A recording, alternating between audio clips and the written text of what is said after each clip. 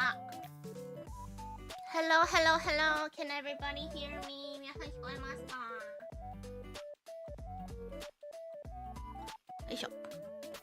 こんのぴー。Hello, hello. Welcome, welcome. 皆さん聞こえますか？こんのぴです。さっきぶり。Long time no see. OK。これはどうでしょう。よいしょ。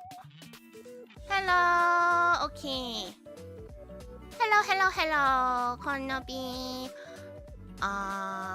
これは縦型配信なんですかね。あれ縦型になってない？もしかして。ちょっと待って。Let me see. 縦型になってない？もしかして。もしかしてちゃんと縦型になってない？ Where's my phone? あの携帯どこ？携帯で確認できない。Where's my phone?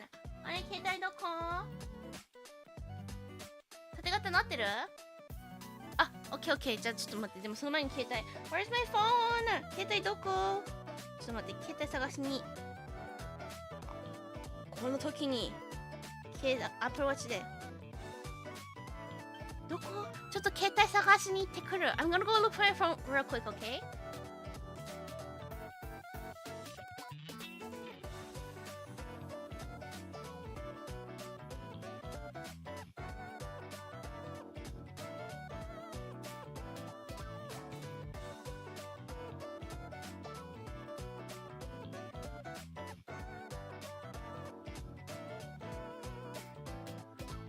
ただいま。あった。I found it. Okay. よいしょ。ただいま。さっき配信してたけど、I'm back from Japan. It's been like a week. 帰ってきてから1週間ぐらいだけど、ただいま。何これ ?YouTube 何これなんだ、これか。なんか YouTube ね、アップデート最近いろいろ入ったらしいけど、まだ反映されてないんだよね、ちゃんと。I don't think at least on mine.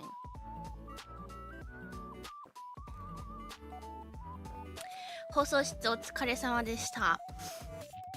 見てくれてましたか皆さん。 Were you guys watching today's 放送室? Okay. Let me put this here actually. But yeah, I was chatting with Mojimaru-kun a little bit about the collab and stuff. 放送室終わってからMojimaru-kunとコラボの確認とかもろもろしてました。罰ゲームが本当にいやらしいですまあ勝てばいいんだからね。勝てば見てくれた。相変わらず1時間があっという間でしたね。いや今回はそのノペがやりたかった秋のコーナーで結構時間取ったんだけど、まあ、他の全体がねちょっと軽めな感じだった気がしたからあってよかったかなと思いました。はい。But yeah, it's been like a week since I came back from Japan, so it kind of feels a little late, but it's okay. I still have stuff to talk about. 帰ってきてからなんかもう1週間ぐらい経っちゃったけど、なんかまだ話すことはねまだあるから全然良いのです。はい。こんなぴです。Welcome。さっきぶりの方はさっきぶりですね。話したいことが割とあるからどうやって話そうかなって今考えてる。I have like a decent amount of stuff that I can talk about, but I don't know in what order I should talk about. じゃあね、まずは知らない人がもしいたとしたら、そう、ノピは1週間ちょっとぐらい日本に行ってたんです。Yeah, if anyone didn't know, I was in Japan for a little bit and I came back. It was very short. I mean, short for me at least. 本当にいきなり決まってちょっと行ってすぐ帰ってきたっていうもうすごいあっという間の時間でした。楽しいもあるけども本当に短かったし短い期間でいろんなことした気分です。なんか久しぶりにこの時期に日本に行けたのは嬉しいけどなんか行く理由があんまり嬉しくなかったからI was happy that I got to go to Japan during the season because I haven't been in a while, but the reason why I had to go wasn't very nice, so ちょっと複雑でしたね気持ちがIt was kind of obvious from the second day from the time you were tweets. Oh, so yeah. So people who know me like you probably knew that I was in Japan. But some people probably didn't know until I said it. So. 日本に着いてからなんかおはようとかお休みの時間がみんなと時間似てたでしょいつもと比べて。だから勘のいい人はもうそこであれって思ってたはずなんですよこんな PS お仕事お疲れ様でした。ありがとうございます。 Thank you thank you。 まあなんかなんだ月見配信の時にねもういろいろ話に大体はしたんだけどそのメンバーとかテレメタル学園関連でのお話はまだしてなかったのでそれ中心にね話したらなと思います。はい。まあツイッターに書いたようにスタッフさんとねご飯行って焼肉連れてってくれるとは知らなかっただからね知った時は嬉しかった。おお焼肉かやったーって思って。Yeah, I didn't know where we were going for dinner, so when I found out that we were going to 焼肉 I was really happy。 そう経費で焼肉それも結構いい焼肉屋さんだった気がする。だってスタッフさんもみんなうまっとか美味しいってめっちゃ普段から日本の人のっぴの偏見だけど日本の人って結構焼肉定期的に行ってるイメージなんですよ。まあ1ヶ月に1回とか2ヶ月に1回ぐらいは行ってるでしょみんなぶっちゃけ。のっぴはそんな1年に1回行ったらいいぐらいのだから本当に全然行かないんですけどだからそれぐらい頻繁に行ってる人たちが運命で絶賛してるってことは美味しいお肉だったんです皆さん。だからすごく満足でしたYeah, like I don't go 焼肉 often. Like I think Japanese people go to 焼肉 often. Like at least once or twice a month maybe? I don't know. But at least they go more than me. So if they said it was really good meat, it was a pretty good place. まあそうかも。なんかお仕事してる人とかはよく行ってるイメージ。のび先生と同じ頻度。あ、やっぱ人によるか。なんか普段のお仕事してるとか、なんか飲み会で行ったら焼肉選ばれる率高くない？多分。勝手なイメージですけど。まあでもとりあえずね、スタッフさんが美味しいって言ってたから美味しかったです。いや、のびも美味しかったよ。のびも超美味しかったけど。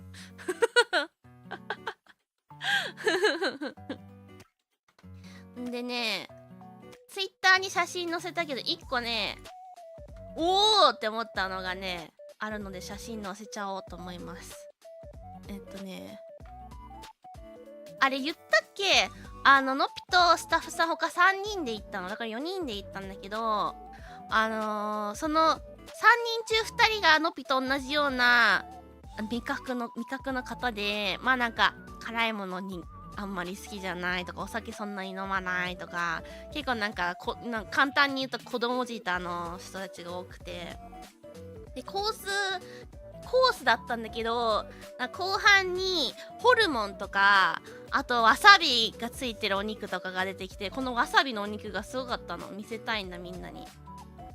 So I went with 3 other staff san, and the 2 of them had very similar tastes in food like me, so they didn't like spicy, they're not much of a drinker and stuff. So there was and it was a course meal, and out of the course there was like intestines, and I've never really eaten that, or like wasabi, I don't like that. このわさびの肉見て、これすごくない？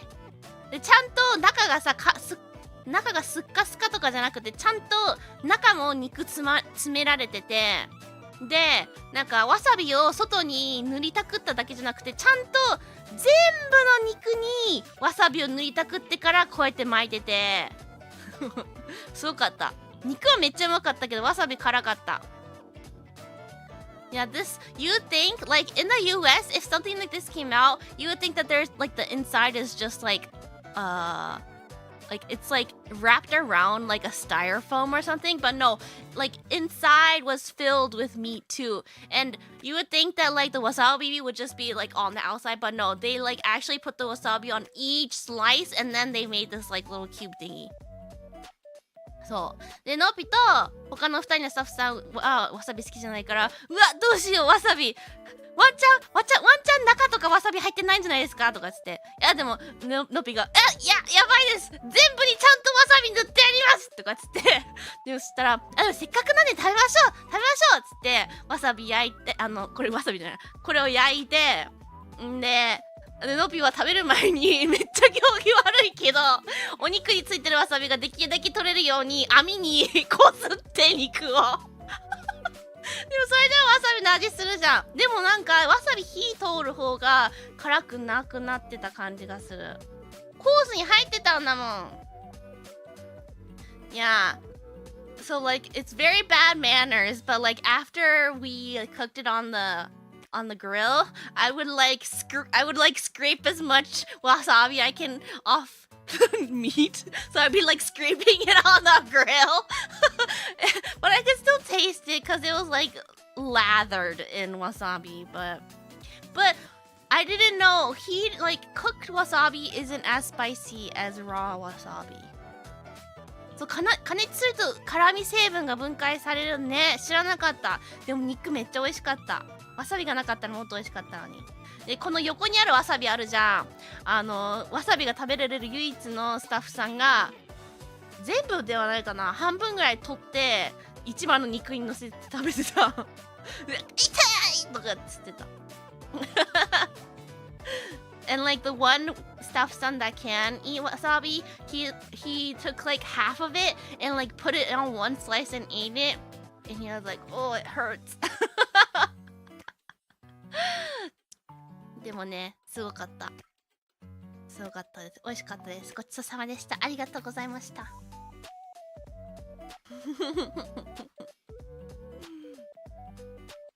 But yeah, and so that was a fun dinner. 楽しかったですね。美味しいお肉も食べれたし、あんまり普段スタッフさんとはなんかまあちょっとねなんかなんだろう、業務に関係ない話もちょろっとするけど、なんかめっちゃ長時間深く話すことはそんなにないから。まあって言ってもご飯中ずっとテレメタルの話はしていたけども、でもなんかこう見たことないスタッフさんの一面がちょっとね垣間見れたからいい機会だったなって思いました。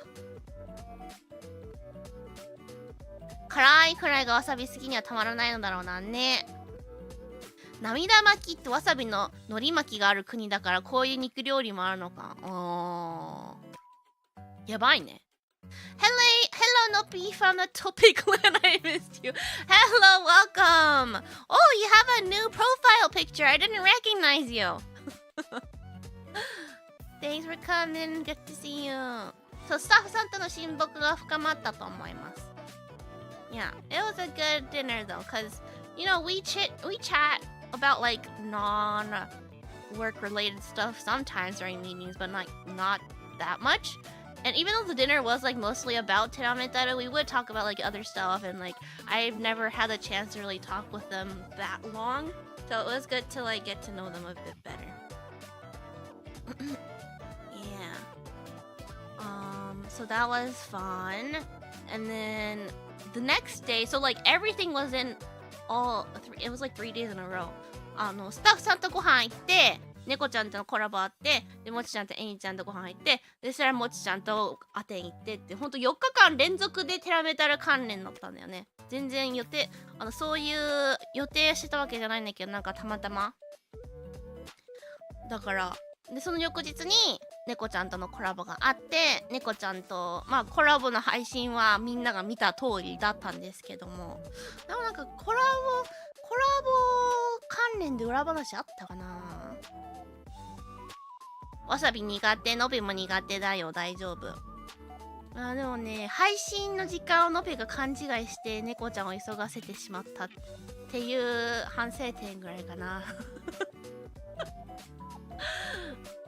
I don't think there's much like behind the stories from the off collab itself, because everything was just streamed. Like the only thing was that like I misremembered the start time and I made Nico-chan come to the office earlier than she had to.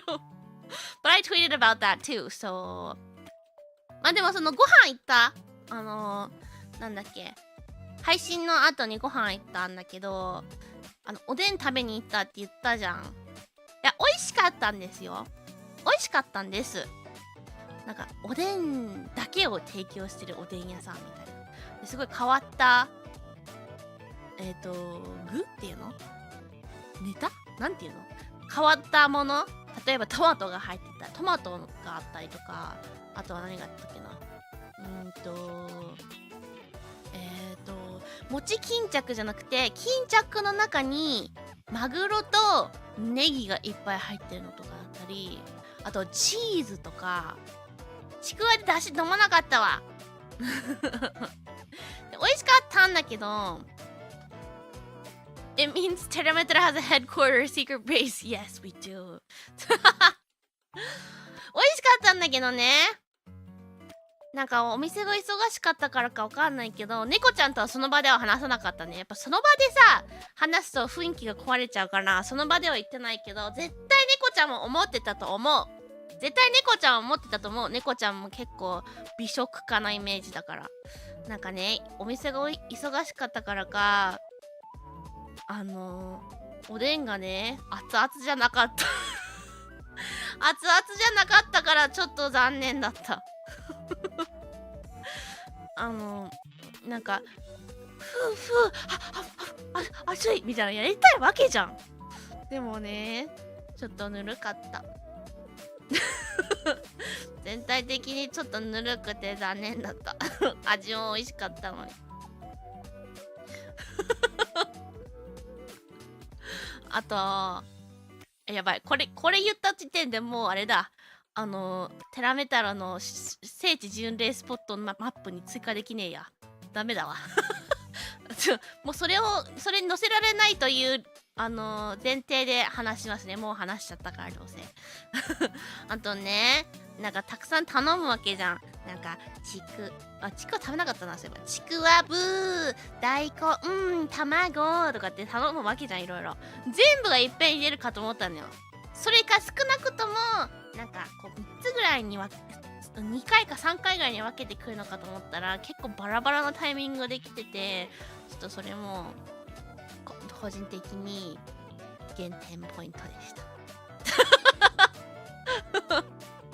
ちょっとタイミングがね、忙しかったからかもしれないんだけど、タイミングがちょっとっていう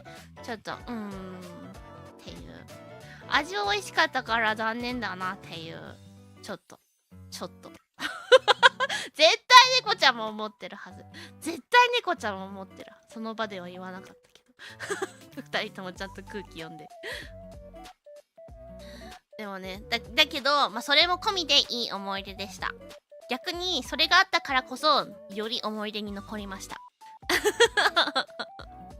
一気にドンってきてほしい。だってさ、頼んだやつが全部一気に来たらさ、よしじゃあどれから食べようかなってできるけど、限られたやつしか出てこないから、じゃあまずは本当は最初大根の気分だったけど大根まだ来てないから、じゃあちくわぶから食べるかみたいな感じになっちゃうわけじゃん。おでんって自分が好きな具から食べれるのが醍醐味なんじゃないのYeah, we went to an Oden restaurant. Neko-chan and I went after the collab. It was good, but like Oden is supposed to be like piping hot. It wasn't, so that was a little bit sad. And also, like you would order by like each item. So like Oden has like a bunch of like an egg or like I don't know how to say all the Japanese stuff, but like each item you would order and you would expect everything to come at once so you can choose which one to eat first, but it came in like 3 separate batches, so that was a little bit a minus thing too. So yeah, わかるよねみんな。そうだよねでしょ。だからなんかおでんの良さがちょっと足りなくてちょっと残念でした。That triangle thing too, yes, yeah, those things.If you've never had Oden, it's really yummy though. Definitely recommend. I think it's rare for like an Oden restaurant too. Like a restaurant that only serves Oden. So. でもやっぱさ、鍋ってそういうもんじゃない？鍋系って。そう。一品提供でもいいんだけども、せめて、なんか大きい器に3回ドンドンドンだったらいいんだけど、全然なんなら、大根だけのタイミングとかトマトだけのタイミングとかチーズだけのタイミングとかがあったわけよ。トマトとチーズ頼んだらトマトとチーズ両方に持ってきてほしいじゃん。トマトとチーズなんて頼む理由は一緒に食べたいから頼むわけじゃん。でも別々に頼んで、なんならチーズ食べ終わったどっちだっけ順番忘れちゃったけど、どっちか食べ終わったタイミングでもう1個は来ちゃってみたいな。ちょっと待ったけど来なかったから食べちゃったじゃんみたいなっていうね。ちょっとだったら最初から両方一緒に来てよみたいなっていうねありました。まあそれが思い出により残るんですけどね。そうI thought it's rare to eat outside winter. It wasn't actually outside. Like the restaurant was open. Like the door wasn't. They didn't have a door. It was like those shutter thingies. So it was like wide open. But the restaurant had a roof. It was still indoors. Yeah. そこもまた思い出です。はい。猫ちゃんとはね、おしゃべりしながらゆっくり食べて。おしゃべりした内容は話せるかな。話せる内容喋ったかな。忘れちゃったな。まあだいたい配信では話さない方がいいのかなっていう内容をいろいろ話しましたまあだからね、でもよかった。何気にね、のぴはね、猫ちゃんと1対1の時間って今までなかったから、それこそオフコラボ配信オンラインの配信は全然いっぱいあるけど、オフでの猫ちゃん2人っきりでっていう時間は初めてだったから、よかった。そうんで、翌日は Did you talk in English to get a discount for tourists? I don't think that's a thing. If anything, the prices would go up if you're a tourist. 翌日は、えにちゃんともちちゃんとご飯行ってね。その前に髪の毛切りに行って、月見配信でも話したけど、髪の毛切って、まあ、時間があったから夜だったから、午前中ちょっとゆっくりして、髪の毛切りに行って、で、そのままご飯行って、本当は猫ちゃんを誘ったんだけど、時間がなかったから、2人で、3人か、3人だったんだけど、そう。で、なんかもちちゃんがね、見つけてくれたお店、居酒屋さんみたいなとこ行って、美味しかった。そこはね、全部熱々だったりで美味しかったです。とっても。あそこはね、聖地巡礼マップにいずれ載せてもいいなって思いました。Hi, Nobi. Hi, welcome. I'm just talking about like my trip from Japan. I met up with my gen mates and had dinner and whatever. It was fun. Yeah, so the second night, or the third night, I went to dinner with Eni-chan and Mochi-chan. We went to a place that Mochi found on like an izakaya place. That place was good. So that place is worthy of going on our map. The yakiniku place is also worth it too. でもわかんない。もし今後スタッフさんがなんかお気に入りすぎて今後なんか会食の場所とかに使っちゃいますとかって言ってたら聖地巡礼マップに載せづらいけど、別にたまーに行くぐらいですよみたいな感じだったら載せてもいいなと思うけど、そこで人生初の白子を食べました。それこそ写真あるよ。写真用意しました。Yeah, so I had my first mackerel pike of the season. Here, I have a picture of that too. 今年初の、サンマを食べまして、あと人生初の白子も食べました。で、エニちゃんはさっき放送室で話したように、なんかよく名前聞く、なんかよく名前出してる日本酒だった気がする。初めてじゃなかった聞いたのが名前。を頼んで一人でグビグビ飲んで、なんならてかご飯食べてる2時間制だったのね。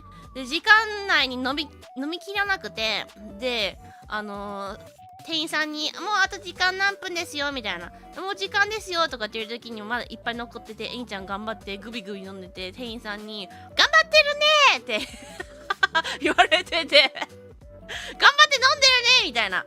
で店員さんのその頑張ってる飲んでるねは多分そのみんなで飲んでたやつの残りを頑張って飲み干してるねって意味だったと思うんだけど、いやエイちゃん一人で飲んでたから最初から最後まで頑張ってるも何も最初から一人で飲んでますがこの人みたいな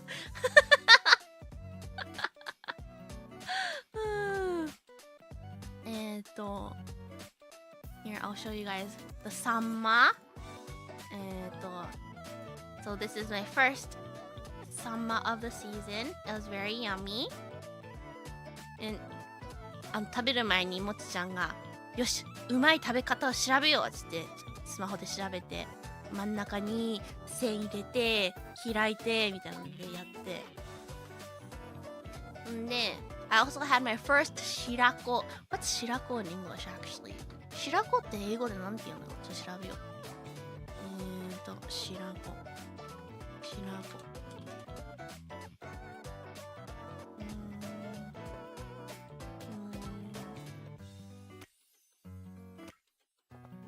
Oh, it's called soft roe. Soft roe. If you don't know what it is, it's basically the sperm of I don't know what fish. Of an eel? Sardine? I don't know. Some kind of sperm of a fish. So a lot of people don't like it because, you know, the idea of eating that is kind of ooh. But it's supposed to be a delicacy, okay? So certain people like it, especially people who like to drink like it.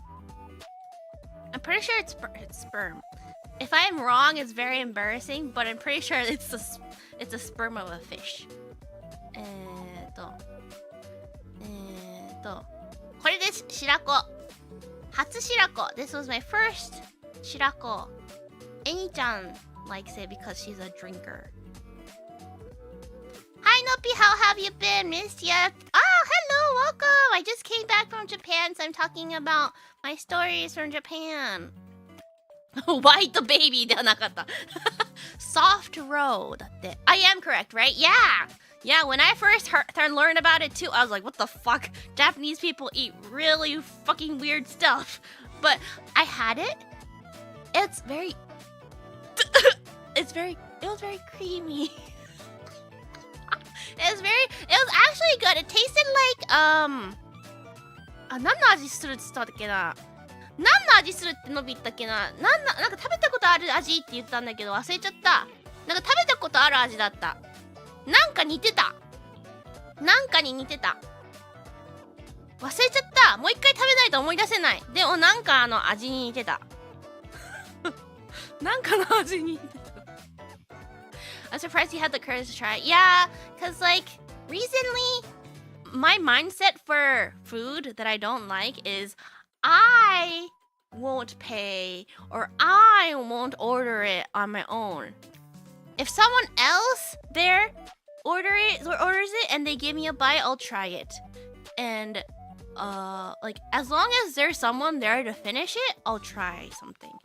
But I mean in the end I did pay for it because we split, but like there has to be someone that could finish the food is my mindset when trying things I don't like or trying things I've never had.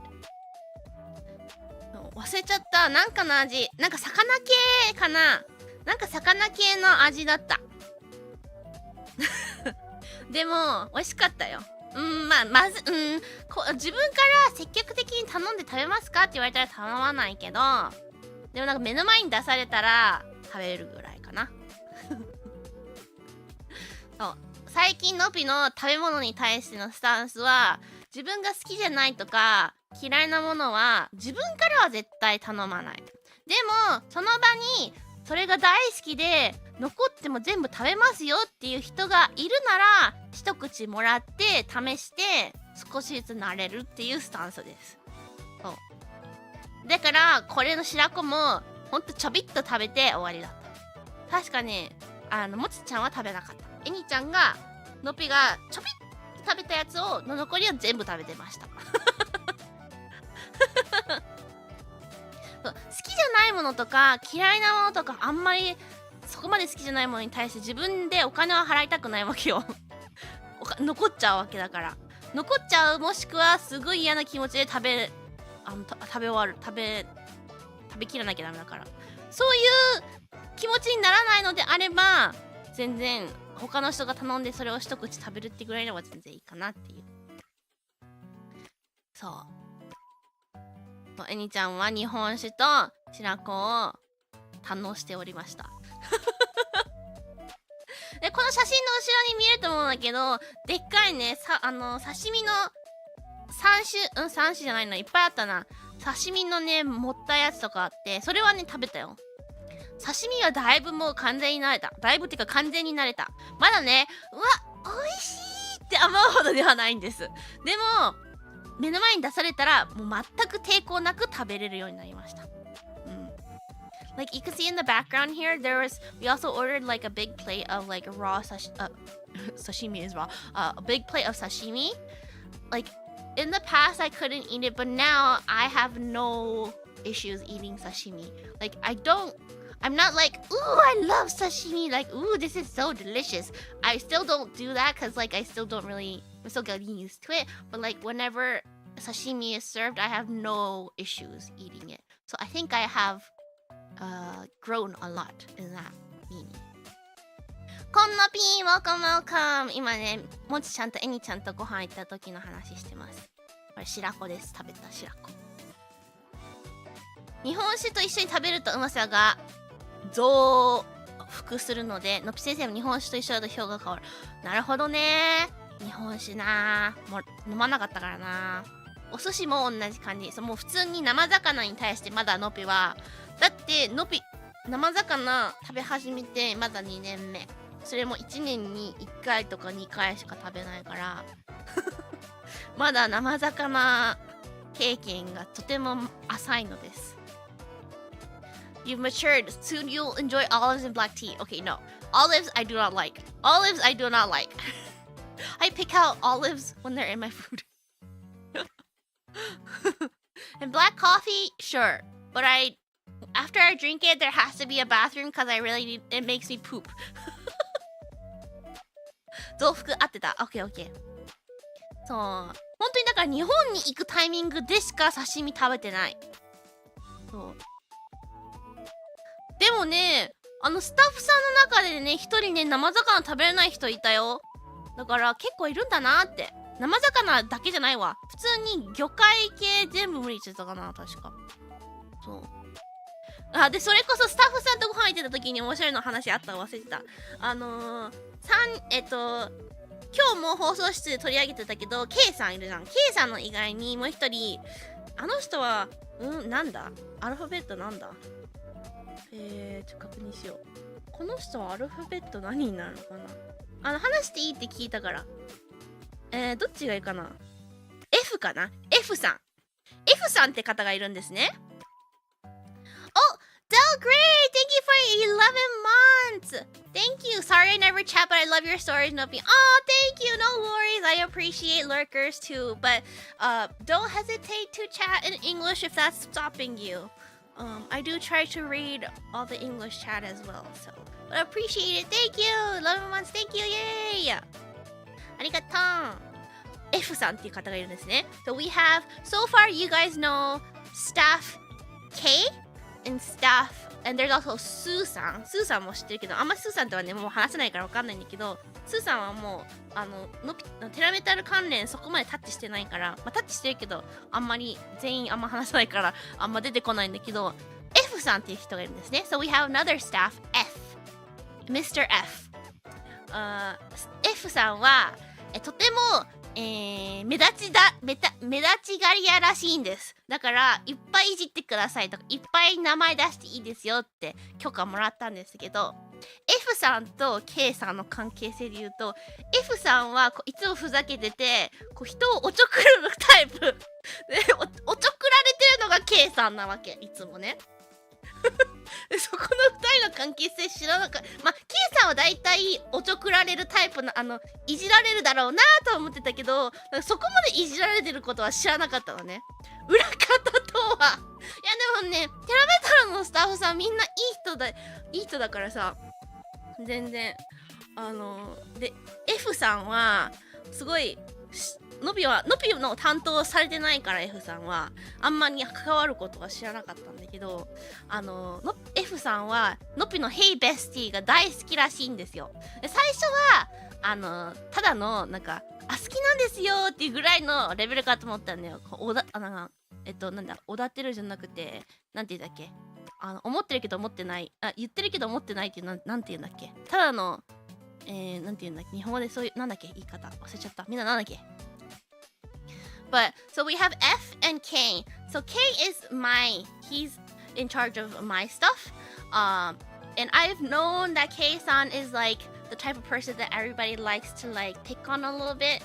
But then F-san is the person that picks on K. I didn't know that. お世辞、そう、お世辞かと思ったの。And F-san, he really likes my Hey Bestie. Like that, just that. だから F さんは Hey Bestie が大好きなんだって。最初お世辞かと思ったら本当に好きらしくて、もう Hey Bestie しか言わないんだって。だから K さんからなんか F さんなんかこう F さんちょっといいですかとか聞いたら Hey Bestie だけで返事するらしいの。もうなんか F さんに言うと Hey Bestie Hey Bestie とかって言うから、もう K さんがもうだってもうノピがショートを出し始めてから1年は経ってるじゃん。もうその1年間ずっとブレずにやってるらしくて、もう1年もやっぱ経つともうイラつくらしいのよ。だからもう「Hey Bestie」って聞くと今もうブチギレるらしいの。会話になってないそう。でノピも「どういうこと?」とかっつってもうブチギレるぐらいもう K さんはうざいらしいの。でそんなにヘイベスティ言ってるんだみたいな。そのせいで K さんノピの担当なんだけどヘイベスティ嫌いになってんじゃねみたいな。で F さんはもうヘイベスティめっちゃいいからもう最初の頃から初期の頃からヘイベスティ集出しましょうって言ってくれてて、で K さんに確かに出しましょうよって言って、でも一切話が上がってないのって多分 F さんのせいで K さんが Hey Bestie 嫌いになっちゃったからノピの Hey Bestie 集が出なくなったんじゃないのっていう説がノピの中で今出てますやばいやつなんですBasically F さん he like repeats Hey Bestie like every single day not to the point that K-san is like literally pissed. So yeah, it was really funny to see like that relationship between the staff. そう Hey Bestie 大好きすぎてのぴの担当スタッフさんがブチギレ問題Yeah, but it's really nice to see that they get along and like I feel like people who work in the entertainment industry has to have like that side of them where they're very playful. They know when to be playful and like act dumb, but they also know when they need to do their job because I think you have to have that playful side or like mentality to be able to make something entertaining if you're in the entertainment industry because like people watching or consuming the content that you make are expecting to be able to feel that way. And if the people making it doesn't know how to have fun, there's no way that you can make content that's enjoyable, right? So I think it's good. そうなのでとってもなんかそこのね関係性がすごく微笑ましかったです。K さんには申し訳ないけど微笑ましかったです。F さんのベスティとのび先生のベスティは天と地の差があると思いますが、聞いたことないじゃんみんな。そんなことみんな聞いたことないじゃん。F さんの Hey ベスティも超いいかもしんないよ。いい味出てたよ。いい味出てたと思うけど。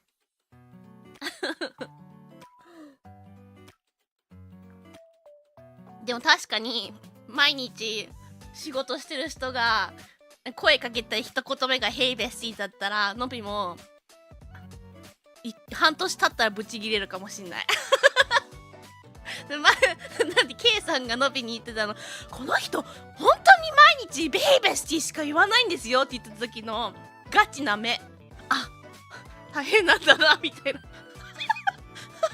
あ、来てるんだなみたいな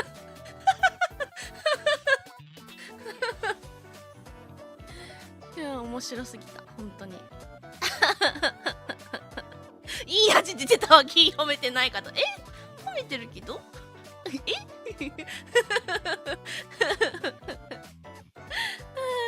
面白すぎる。もうだから F さんそうなんだ、のびはあんまり F さんとは関わらないからエピソードがあんまりないけど面白い人なんだと思って。あ、でもねのびがなんだ事務所に行った時にオフコラボのためにいろいろ準備してくださったのね F さんと K さんが。F さんがなんか今後やりたい動画の企画の話をしてくれてて、英語系の企画をやりたいんですよって言ってくれてて、でなんか説明してて、例えばアルファベットを選んでそのアルファベットから始まる言葉を言ってみたいなこと言ってて、で例えば B と言ったらショッキングとかってB と言ったらショッキングBS ですがつって爆笑した。あ、じゃあ F さん今の言いますね。いやじゃあそれ K さんが言ったことにしといてくださいとかっつって英語苦手なんだなってまあ英語確かに難しいけどだから普通に間違えちゃってたってことだよちょっと天然なのかバカなのかどっちか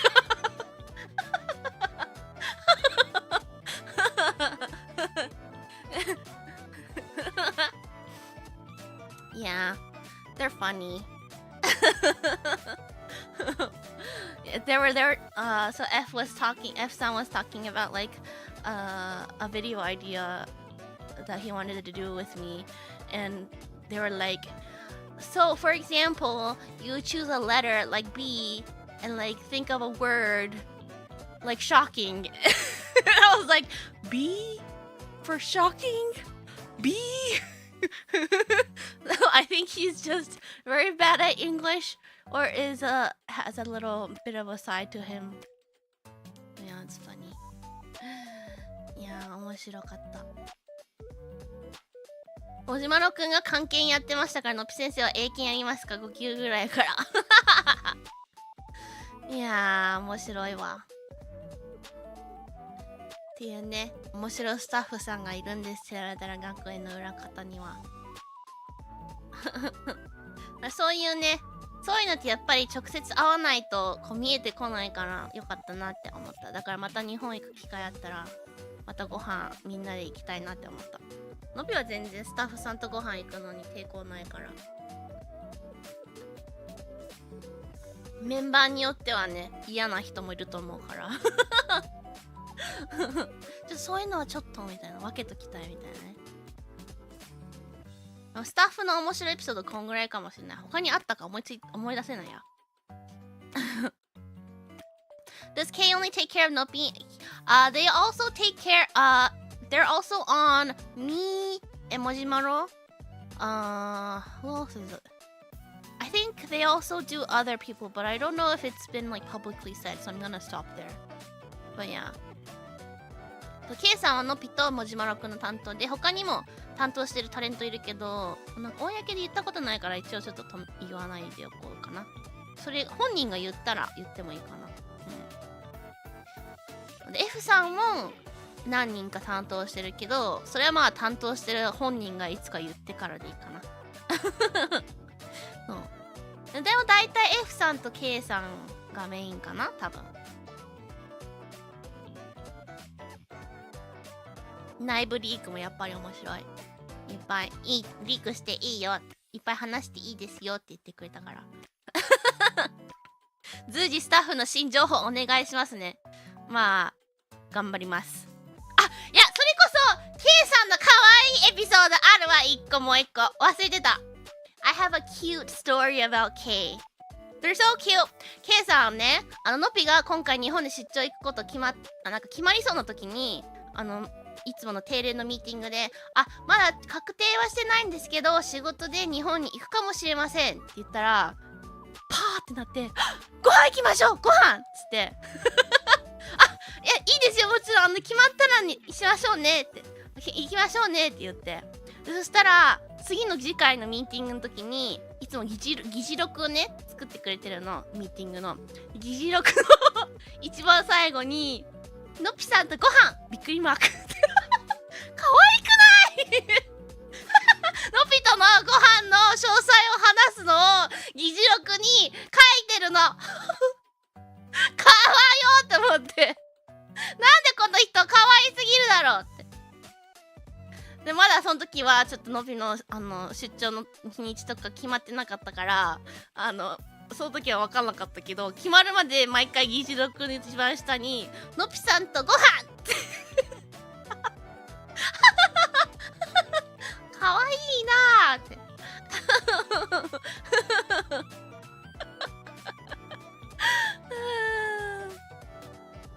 その議事録が通る職場ってことですよね。まあご飯のさ日程と時間とみたいなさで来るメンバーとの話し合いをねしたかったんだと思うんだけど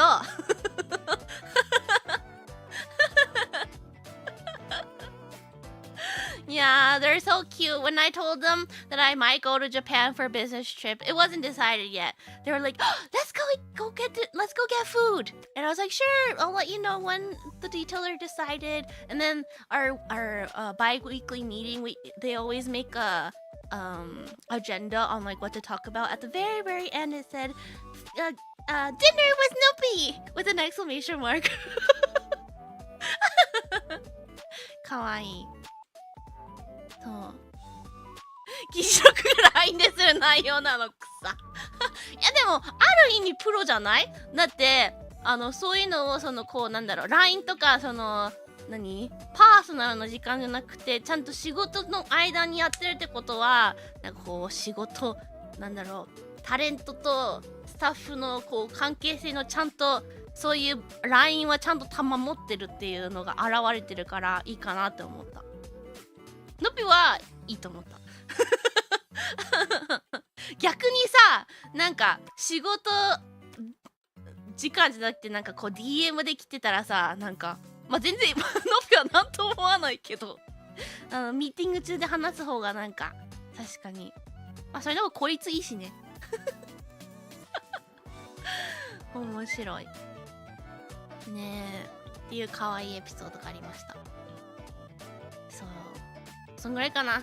K さんのね話はね定期的に来ますよ絶対に。のびの担当してくださってるから。っていうアットホームな可愛らしいスタッフがいる職場です。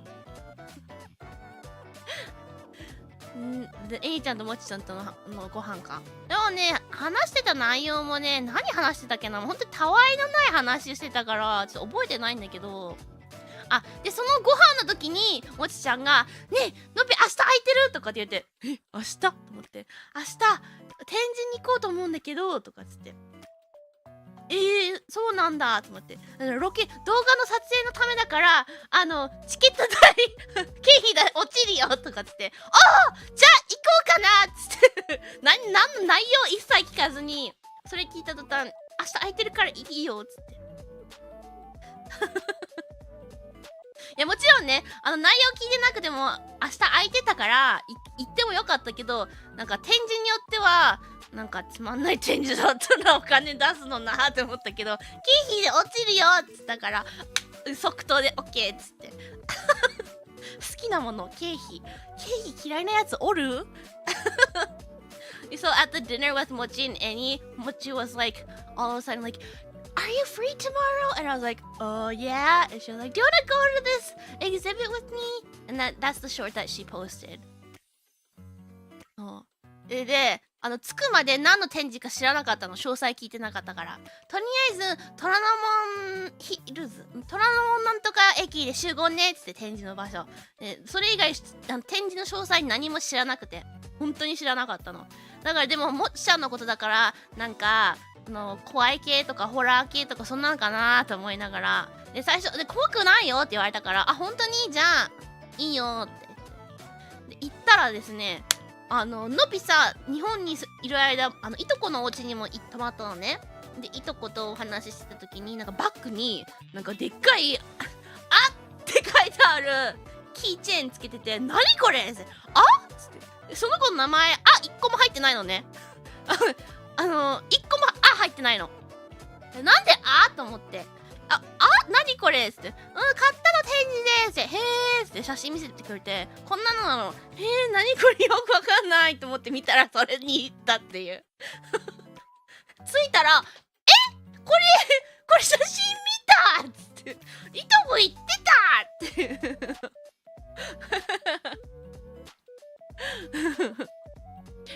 10.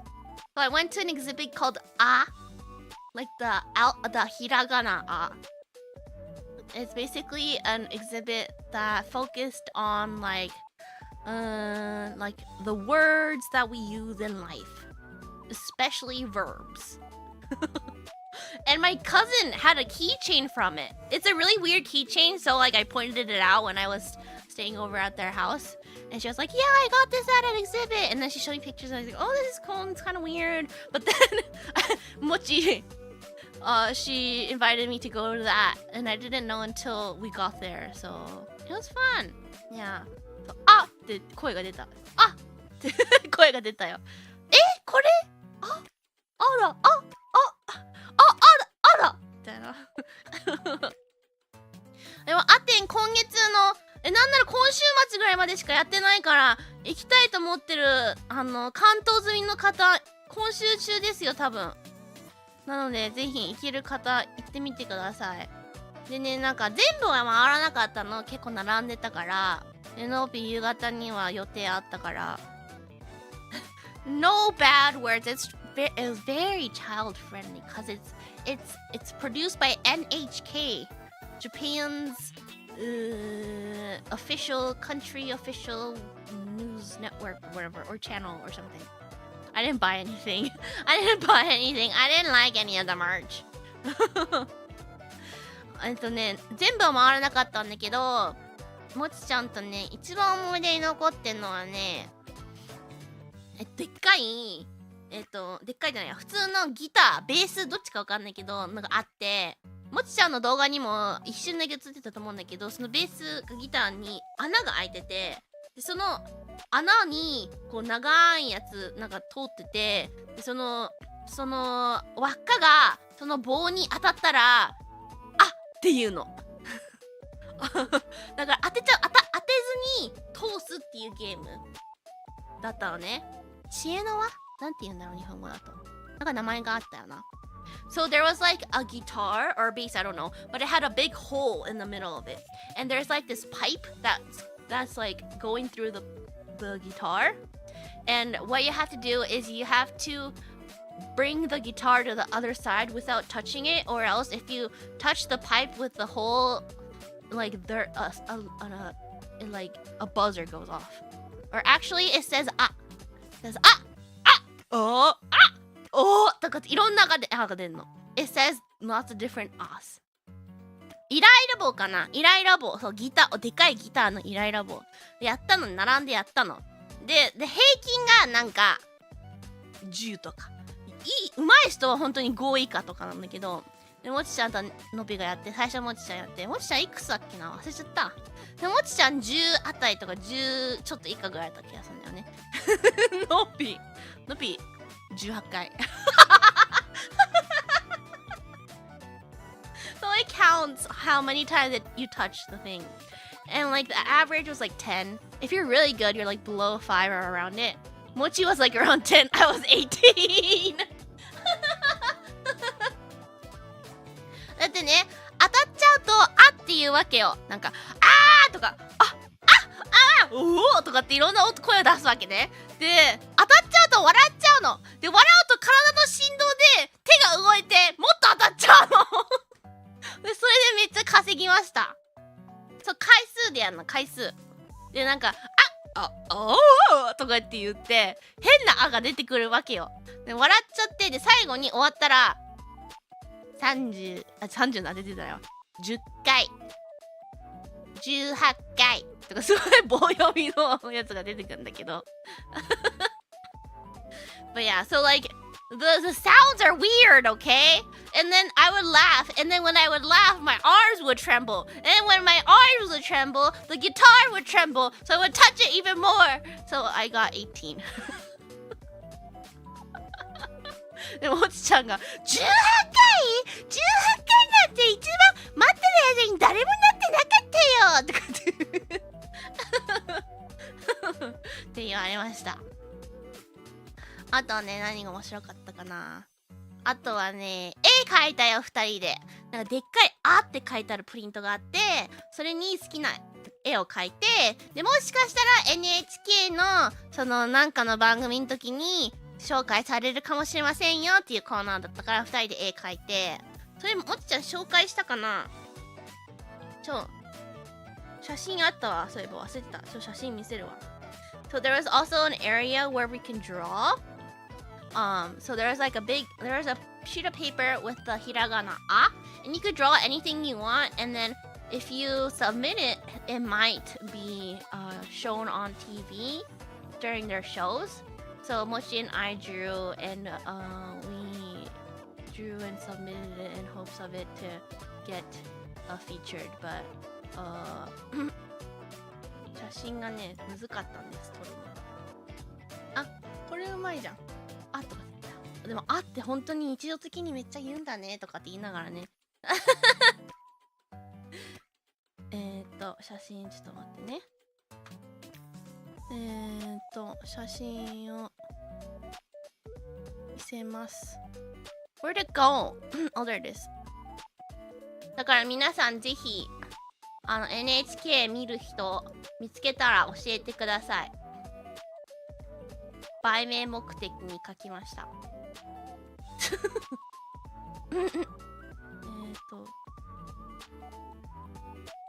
っちか。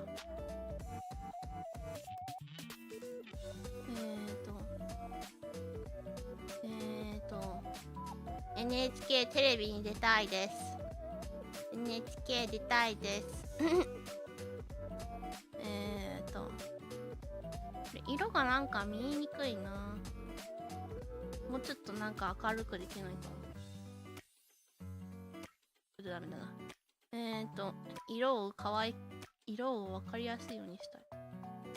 こんな感じかな。これはいらんわ。これはこんな感じかな。よし。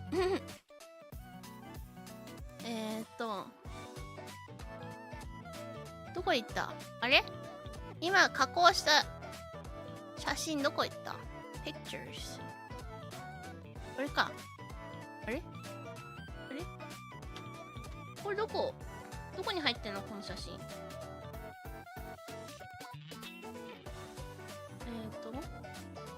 Where did it save? Where did it save?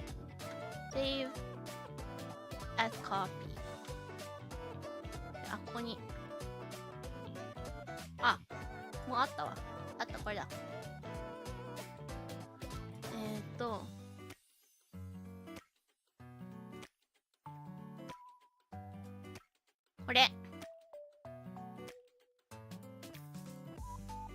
これ書きました。のぴの左でもちちゃんが右。This is our drawing. You know, some of the pens and stuff were out of ink, so we had to use colored pencils. インクがね、ないペンが多かったからさ、やっぱ子供が多いから、なんか色鉛筆結構使わなきゃダメだったんだけど。のぴ、ティリューペともちが作ったから、テレビで見たら教えてね。いやー、cute, right? そう年齢さ、ここ年齢書いたのさ、取り上げられないかな NHK さんだから。NHK さんやっぱり100歳とか数百歳とかふざけてると思われるからダメかなとかって思って見たら、なんかこうどっかに展示してるとこがあって、全然ね同じように、違うよ、ふざけてないよのぴたち、ふざけてないんだけど同じように100歳とかいろいろ書いてる人いたから、別に NHK さんはそういうところ遊び心ちゃんとあるんだなって思った。そう、のぴは適当に書いた。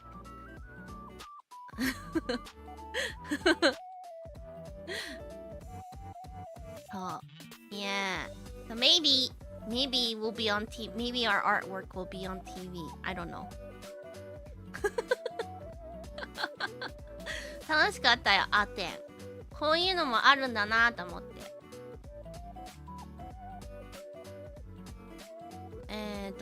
あとはね、何したっけな。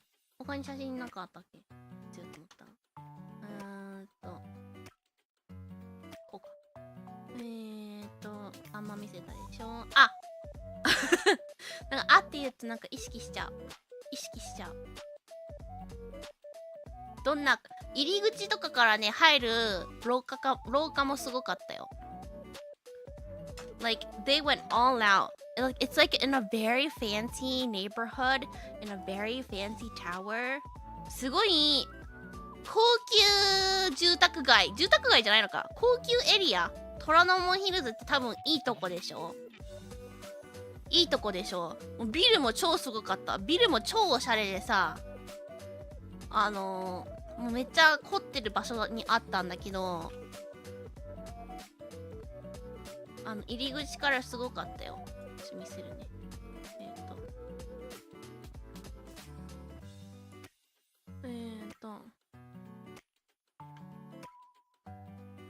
ちょっと待ってね。保存するの忘れてた。I forgot to download it. よいしょ。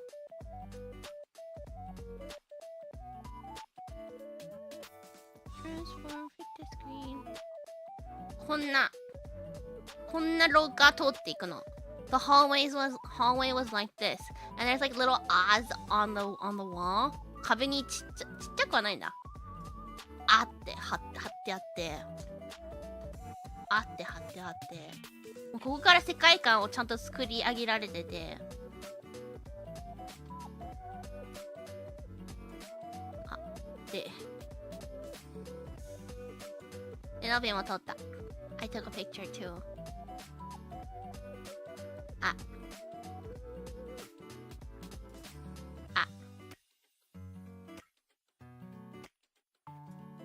あノピが隠れちゃう。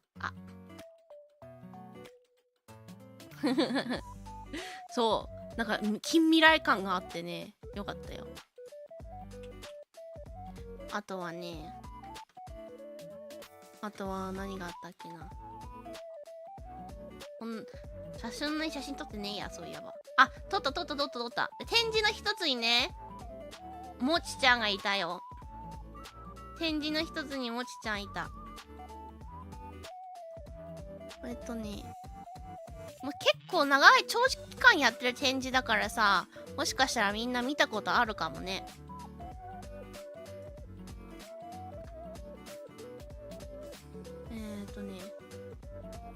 てかもちちゃんよく出てきてたよ。いっぱいいた。ほら見て、お餅、お箸で持ち上げられる餅。See? It's 餅。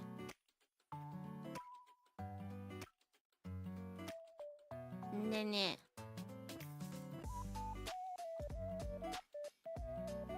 食べられる気持ち。でのぴが、もちちゃん食べられる気持ちだって。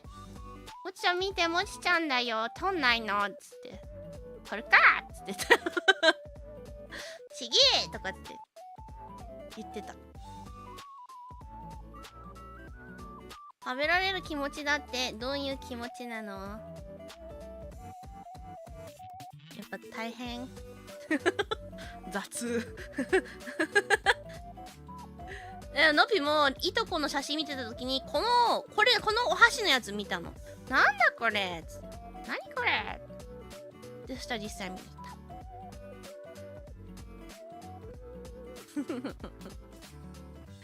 た。Yeah, so there's exhibits like this.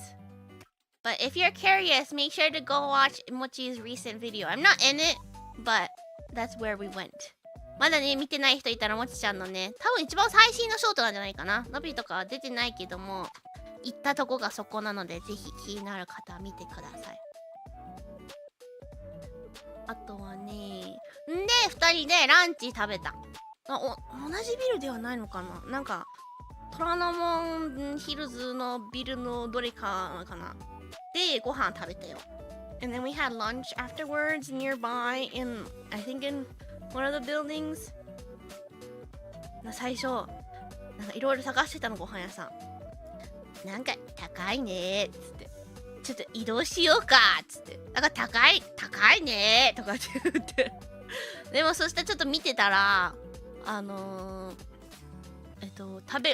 ドコートじゃないな。お店がいっぱいあるフードエリアがあって、で、なんか、ちょっと見てみようっていろいろあって、どうだろうっていろいろ、メキシカンタコス屋さんみたいなのもあったし、中華屋さんもあったし、それこそラーメンとか日本食とかもあって、ちょっとお高めなのかなだったんだけど、まあみたいな。一つね、ランチやってる場所があって、サラダとパスタとドリンクで1000何円ぐらいの割とお得なところがあって、よしここにしよう、美味しそうだしつってで食べたのが初めてのナポリタン、オムナポリタン食べた。初めて食べた。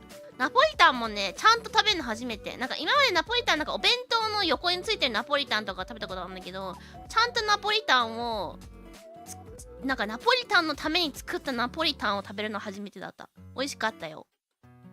I had Napolitan. It's a Japanese type of spaghetti where the sauce is ketchup. And I had it for the first time. I've had it like it's very popular as like a side dish for like obento, but like I've never had a Napolitan like full-on Napolitan dish. And this had egg, like an omelet under it, and it was really good. 美味しかったよ。初めて。こんにちは、welcome。今ね、もちちゃんとね、ご飯行った時、同期のもちちゃんとご飯行った時の話してます。ナポリタンは日本料理ですね。日本創作パスタじゃないかな。ナポリタンは他の国ではめったにないと思うよ。美味しかった。熱々で美味しかった。で、もちちゃんはなんかジェノベーゼパスタを食べてた。美味しそうだった。And then Mochi had like a pesto pasta. And then after she ordered, she was like, あれジェノベーゼってなんだっけとかあ、なんかバジルのソースだよ。ああ、そうだそうだとかつって頼んだ後に聞いてたでも2人とも量多かった。だから1200円とかそんなもんだったと思うけど、その値段の割には量めっちゃ多くてね、お得だったのではないかなと思いました。ここは聖地巡礼スポットに入れてもいいなと思いました。アテンはちょっと期間限定の場所だからなくなっちゃうけど、これは入れてもいいなと思いました。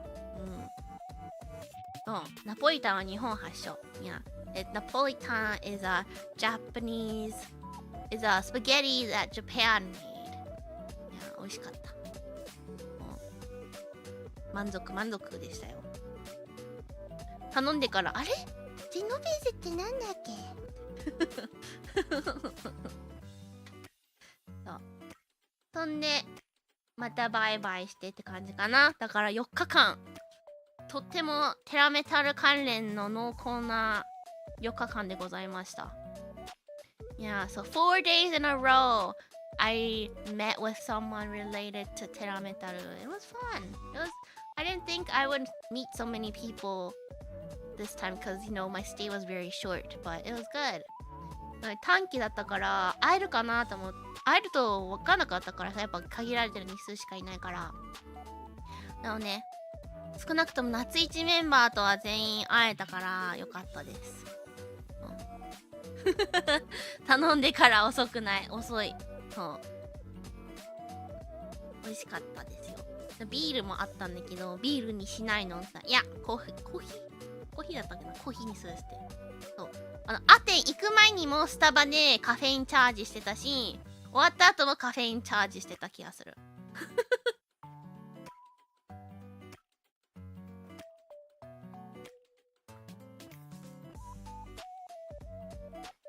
のぴ先生が食べ物紹介するとお腹空いてきました。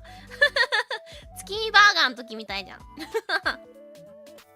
そう。とても良かったです。カフェインチャージもちゃんとしてましたよ。楽しかった。で、いとこのお家にも行ってワンちゃんにも癒されたし、ワンちゃんかわいすぎた。ワンちゃん欲しい。I talked about this during the Skinny Burger stream, but my cousins have a little doggy, and the doggy was so cute. It's a white fluffy doggy. I want a dog. I miss having a dog around. 犬にめっちゃ癒された。あとね、おばあちゃんにもね、一日だけ会ったんだ。そう。I went to go see my grandma too, just for a day. Like, I could have stayed at my grandma's, but because it was a short stay and it was like, I was all over the place, I didn't want to, like, stay with her too long and increase the risk of getting her sick because I'm, like, traumatized from the last trip. So I just went there for, like, a couple hours, for, like, half a day, and, like, had lunch and dinner and, like, helped her around the house. おばあちゃんにはね、半日ぐらいだけ会って、本当はおばあちゃん家に泊まってもよかったんだけど、短期の来日だったし、で短期だからこそいろんなところにいっぱい行ってたから、仕事関連でもテラメタル関連でも。で、去年の年末の二の舞にはなりたくなくても、去年のことでもめっちゃトラウマになってるからさ、知らない人に説明すると、ノピがコロナになっちゃって、で、おばあちゃんにもコロナ移しちゃって、やっぱり年配の方がコロナになると、今はね、もう一般的にはそんな大変なことじゃないけど、年配の方がなると本当にリスクがやばいから、ちょっと、もうトラウマすぎたから、半日だけお昼と夜ご飯食べて、で、家のお手伝いとかちょっとして、みたいな。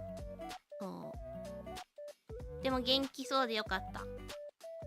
なんか、ゴミ袋を買ってほしいって言われて、日本ってさ、地域によるのかな、それとも全地域なのかな、なんかその地域のゴミ袋みたいなのあるじゃん。アメリカはそんなもんないから、面倒とって思うけど、ゴミ袋を買ってほしいと。んで、一番小さいサイズのゴミ袋を10個買ってほしいって言われたのね。で、買いに行ったの、コンビニ売ってるから。で、コンビニに行って、一番ちっちゃいやつの袋に10枚入りって書いてあったのね。だからそれ1個買ったの。そして持って帰ったら、おばあちゃんが笑いながら、10って言ったよ。10枚入ってるじゃん。違う。それ10個。これ10個って。つって。これ10個つって。で、コンビニまた戻って、なんか、普通に歩いて、10分ぐらいなんだっけ、5分、10分かな。でも歩いて行って買いに行って、なくて、3つぐらいしか残ってなくて、やばいもう3つしかないっつって。で、おばあちゃん家の近くにはコンビニもスーパーもあるんです。でも、おばあちゃん家がその間なわけ。だからおばあちゃん家からコンビニに行くのには5分ちょっと。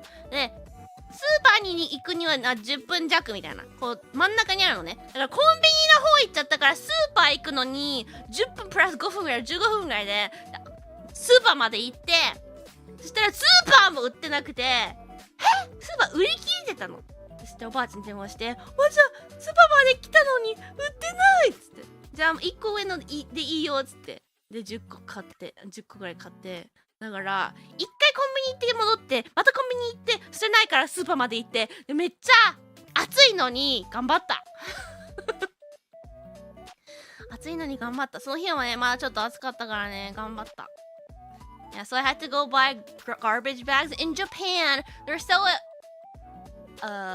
they're very environment friendly, so they have garbage bags for each community, so you have to throw away garbage in a certain garbage bag or they won't take it. And my grandma wanted me to buy 10 of them, and I went, and then it's on the little baggie it said there's 10 in it, so I bought one from the convenience, and then she's like, no, I need 10 of those things, and I was like, 10 of these, but it has 10 in it. And I said, no, I need 10 of them. So I went to go back to the convenience, and then they only had like 3 left, so I had to go all the way to the supermarket that was like on the other side, and then I came back, but they didn't have any. And then I called my grandma, and she was like, they don't have any. She's like, okay, then you can buy the size up. And then I bought it, and then went back to my grandma's house. I went back and forth, back and forth, back and forth. It was still hot that day, okay? So yeah, I did a lot of walking, so it was very tiring.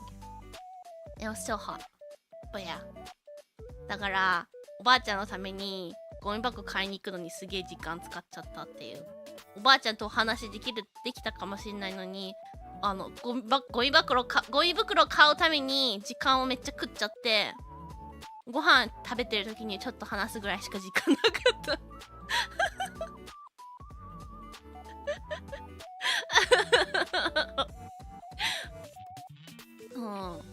おばあちゃんのためにカーテン洗いたいんだって言われて、でカーテンってさやっぱ手が届かないからおばあちゃんカーテン全部屋のカーテン取って洗ってで洗濯終わったらまたかけてそしたらゴミ箱買いに行ってっておばあちゃんとゆっくり話す時間が合わなかったでもみんなからのファンメールとかプレゼントをおばあちゃん家に預けてたからそれを開封するのをおばあちゃんと一緒にやった。でなんかすごいほーみたいな顔しながらね見守ってくれてた。そう笑うしかねえBut all the letters and gifts from you guys, my grandma, I left it at my grandma's, or I had stuff sent it to my grandma's. So like when I was unboxing, I need to sneeze.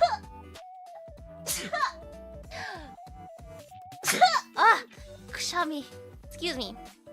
I was unboxing it in front of her, so I would like chat while I was doing that. まあだからね。まあ合わないようにはよかった。とってもおばあちゃんの顔が見れてよかったです。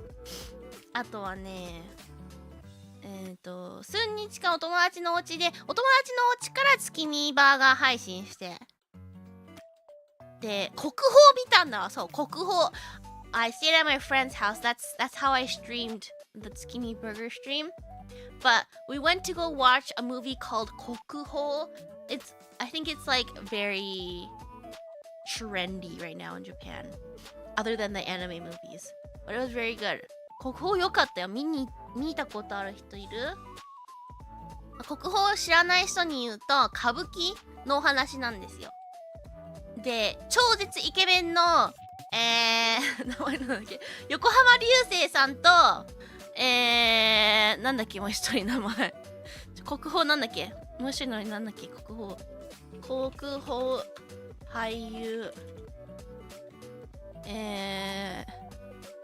違うよ。なんでこの人たち先に出すの？違うだろう。主役の名前を先に出せ。あ、吉沢亮さん。横浜流星さんと吉沢亮さんが出てるんだけど、とってもお顔が綺麗なんですね。が歌舞伎の女型のお話なんですよ。歌舞伎の女型のトップになるみたいなお話ね、とても良かったです。あんまり詳細言っちゃうとネタバレになっちゃうんだけど。おじさん首歌舞伎。No, 歌舞伎。All you have to be is male. Only males can become kabuki actors. But it's about a kabuki. Yeah, so it's basically about kabuki, but it's about the female leads. So like they're all male, but like there's like kabuki actors. They like are specific. They like if they do female roles, they mostly focus on female roles. So it was about kabuki, and the whole story was about becoming the top female kabuki actor. It was very good. If it's available in your country a few months after, I highly recommend. But it's really long. It's like 3 hours. 長いんだよ。3時間ぐらい。で、やばくて、日本の映画館で、まあ別にそこは、そんなに、アメリカと変わんないか。変わんないんだけど、3時間あるわけ。3時間。もう1時間半からトイレ行きたくなっちゃってて、もうトイレとおしっこの我慢の戦いをしながら見てて、完全に映画に集中できなくて辛かった。Like I needed to go pee an hour and a half in, and I still had an hour and a half left. I was like, it was hard to focus on the movie. 3 hours is long to watch at a movie theater. でものぴが選んだ席は後ろの方の席だから、もう一列もう埋まってたわけだから、トイレ行くってなってもその真ん中に座ってたから、どっちに通ってもたくさんの人の前を通んなきゃダメだから、うわ地獄だと思って、もうこれはもう漏れるまで我慢するしかねえっつって我慢しきったよ。すごいのぴの膀胱頑張った。So I chose like the good seats right in the back and the middle of the back seats. And because it's a really popular movie right now, the whole row was full. So like it'd be hell to go stand up and go to the bathroom midway. Either way, because I'm right in the middle. So I really had to hold my pee in, and I was successful in doing that. So yeah, nice 膀胱。本当に。で、膀胱の話してるところで悪いんだけど、ちょっと今めっちゃトイレ行きたいからトイレ行きますね。I really need to go pee right now, so I'm gonna go pee. Okay? ちょっと待っててください。待ってる間にナポリタン見てて。I'm gonna go to the bathroom. I'm gonna be back. So I'll be right back.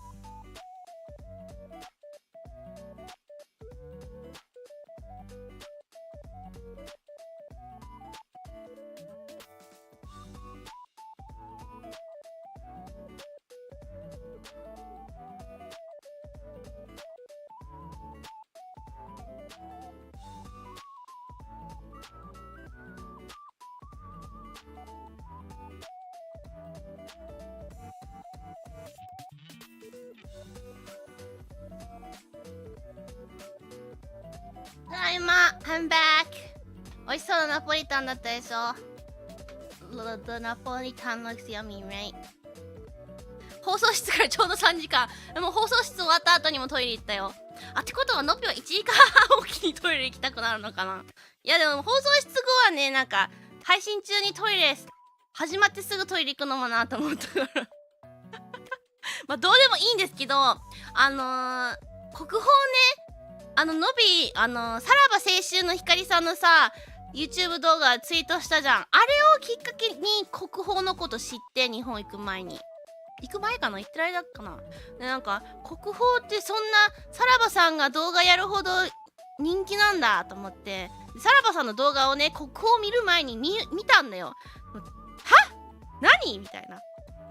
もうあの動画説明すると3時間の映画だから1時間ずつ見て、最初真ん中と最後で分けてこう話をしようっていう企画で、1人目の人でもうなんかついていけなかったわけ。何のこっちゃ分かんないから。でも映画見た後に動画見たらめっちゃおもろかったからぜひ国宝見る人は国宝見てから動画見てください。ぜひセットで見てみてください。似たような企画やりたいなって思った。面白かったからでもね、国宝ね、のぴはねとっても好きだった。特にのぴは子供の頃日本舞踊やってて、本当の歌舞伎は今もそうなんかな。今も多分女性が出れないっていうか、出てもいいけどなんか本当の歌舞伎とは言わないのかな。だから男性しかいないと思うんだけど、でもどうなんだろう、今実際どうなんだろう分かんないけど、のっぴが日本舞踊やってる時にのっぴの先生が歌舞伎も知ってるできる人で、子供たちで歌舞伎もやってのっぴは男役やらされて、それもさ男役、のびもまだ何歳だったんだろう、小学校低学年だから、なんでのびが男の子やるの嫌だっつってもう半泣きでずっと。だから写真も全部ブスーって顔してんの。でも逆にそのブスッとしてる顔がなんかこうキリッとしてるような感じで、なんかいい味出てんだけど、もう子供だからさ、のび女の子がやりたかった、なんで男の子やんなきゃダメなんだよみたいな。ねで決められたのが背っていうね。のびがちょっと女役の子よりもちょっと背が高いから男役として選ばれちゃったんだけど、そういうね歌舞伎っていうよりも日本舞踊だけども、日本舞踊と歌舞伎多分すごい似てるとこあるから、なんかそういうのがあるから、なんか懐かしくっていうのもあるし、なんか見やすくて面白かったです。でもなんか一緒に見たお友達はそういう文化に一切触れてこなかった人だから、なんか最初はあんま分かんないわけじゃないけど、なんかそれだったらチェーンソーマンとか見たかったとかっていうとか言ったんだけど、でもなんか1週間ぐらい経った後になんか今更だけどちょっと国宝の良さが分かってきたかもとかって言ってたから、もしかしたらそういう日本舞踊とか歌舞伎とかそういうのに一切触れてこなかった人は最初はあんまり分かんないかもしれないよさでもね、じわじわ来る可能性あるので、ぜひ触れてこなかった人でもぜひ後々良さが分かってくるらしいので見てみてください。歌舞伎の元祖は出雲のなんとかっていう女性でしたが、風紀を理由に女性が出るのを禁じられ、今の野郎歌舞伎でもね、その映画が始まる前にもそうなんか歌舞伎は昔のなんとかかんとかすごい人気で、人気になりすぎて国がなんか女性を出るのを禁止したので、だから歌舞伎は男しか出てないのでみたいなことをちょっと簡単にね説明で出てきてた。Did you sleep? No, I didn't sleep. It was very interesting. I liked it. It was easy for me to get into it because I have that history of learning Japanese dance and a little bit of kabuki. But I think if you have never done anything or if you've never had the interest in any of those, it might be a little bit hard to watch. 出雲のお国。いや、出雲のお国。そう。いやでもね、とっても綺麗でしたよ。で、やっぱり女型やられる男性って、やっぱ女性の役やるからさ、お顔立ちが綺麗な、こう、整ってる方の方が、こう、やっぱり役に入りやすいとか、見る側としたら多分、こう、受け入れやすいというか、多分あったと思うんだけど、昔も。で、それで多分横浜流星さんと、もう一人の名前なんだっけ、忘れちゃう名前すぐ。なんだっけ、もう一人の人。吉沢亮さんが選ばれたと思うんだけど、まあ、お綺麗なこと。びっくりしちゃった。白塗りするんだけど、まあ、白塗りしたら結構誰でも、そんな言い方おかしいけど、誰でも結構、お洋服とか髪の毛言っちゃえば、男女そんなに関係ないと思ってるんだよ、ノピは。なんか結構白塗りするとみんな綺麗に見えやすいというか、化けやすいというか、メイクもそうだけど、でもなんか、それプラスでやっぱりお二人のお顔がすごい綺麗だからめっちゃ生えてたよね。すごかった。とっても面白かったです。でもね、やっぱね、歌舞伎ってなんかセリフあるけど、何言ってるか一言も分かんなかったけどね。一言も分からずに、これは何をしているんだろうみたいな。あ、今なんか2人で手を取って走り出した。なんだみたいな。何言ってるか一言も分かんなかったけど。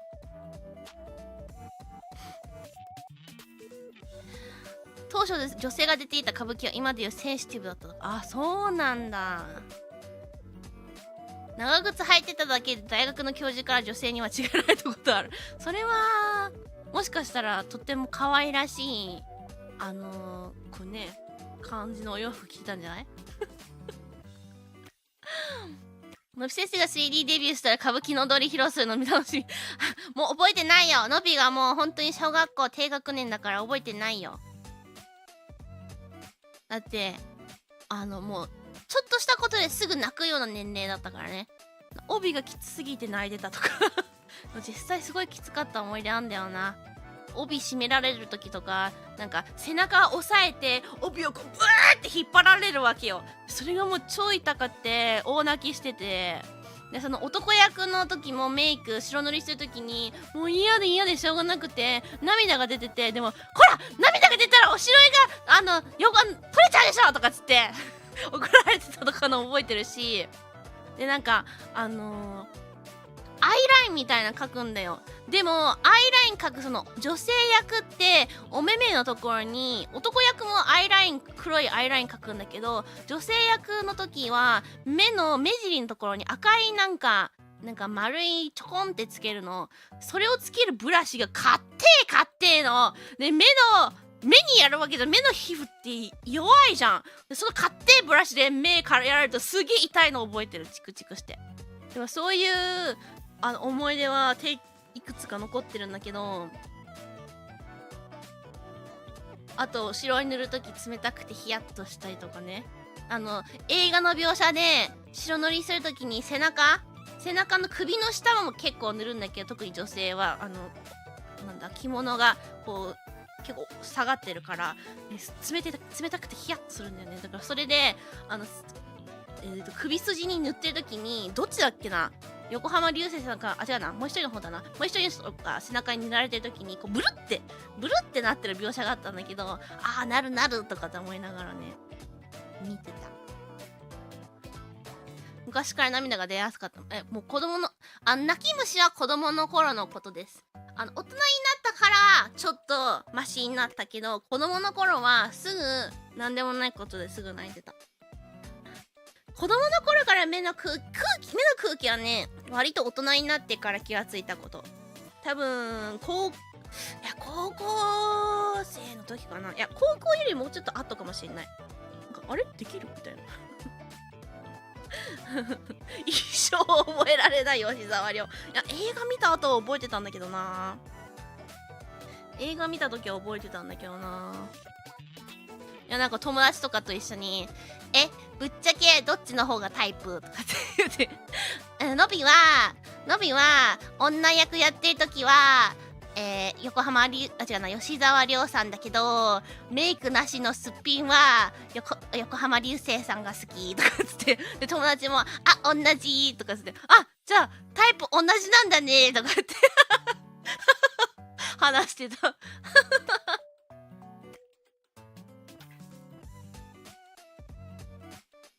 涙の数だけ強くなれるよ。確かにそうだよ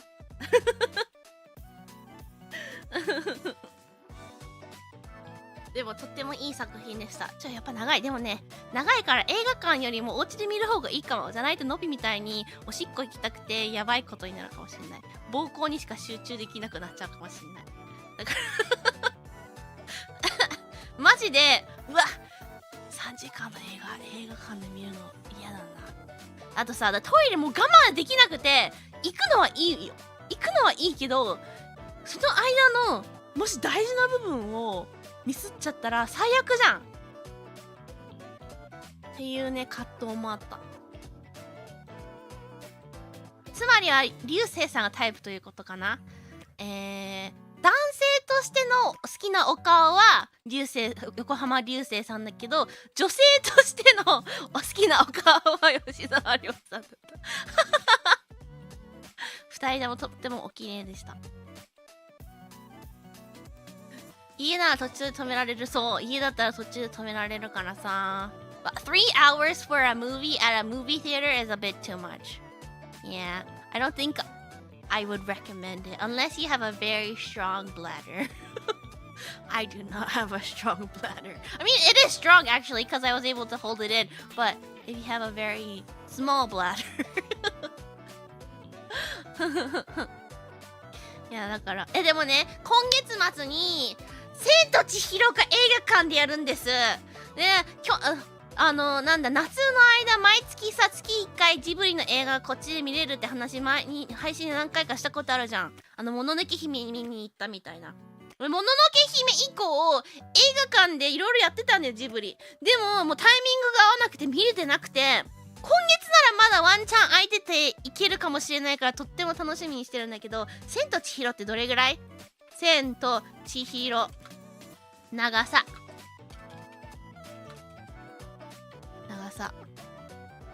違うよ千尋映画長さ2時間4分2時間ならいけるOkay, it's only 2 hours. I'm planning to go watch Spirited Away in theaters later this month and that's 2 hours. Thank God. I haven't been able to watch the other Ghibli Fest movies other than Princess Mononoke because I've been busy. But I think I can watch Spirited Away because I don't have anything scheduled so far. So true, though I avoid buying drinks at the movies. Yeah, I think it's because I drank a little bit of mugicha before the movie started. Yeah, 楽しみ千と千尋さ久しぶりに見るしあとやっぱりもののけ姫見て思ったけどやっぱ映画館で見るのはやっぱ違う。あと大人になってから久しぶりに見るプラス映画館で見るからより感動があるのかもしれないけど。In any case, can't you just do it on a bottle? I don't have those little things, unlike you guys, okay? If I could pee in a bottle, I would. But if I try, it would go all over the place, okay? I hope, yeah, I am very excited. Spirited Away, そう、英語だと Spirited Away っていうの千と千尋全然違うよね。結構ね、ジブリの映画ってね、日本語と英語バージョンでバージョンっていうか英語訳のタイトル違うの結構あるよね多分。結構あるわけじゃないか。でハウルだって「Howl's Moving Castle」だから何が他に出るかな。ホタルの墓も「Grave of the Fireflies」だし「Spirited Away」だけかな。他にもあるかもしんないけど有名っていうか一番人気アメリカでだったら「千と千尋」かもしんないな。だから再来週本当は誕生日の1週間前の週だから配信しとけって感じなんだけど千と千尋見に行きます。ごめんその代わり週末はいっぱい配信するから。てか10月最終週10月最後の週ほぼ毎日配信するからそれまでちょっと10月はちょっと準備期間とかであんまり配信しないけど、10月最後の週からはめっちゃ配信するから贅沢な名前だね。お前の名前はピだお前の名前はピだ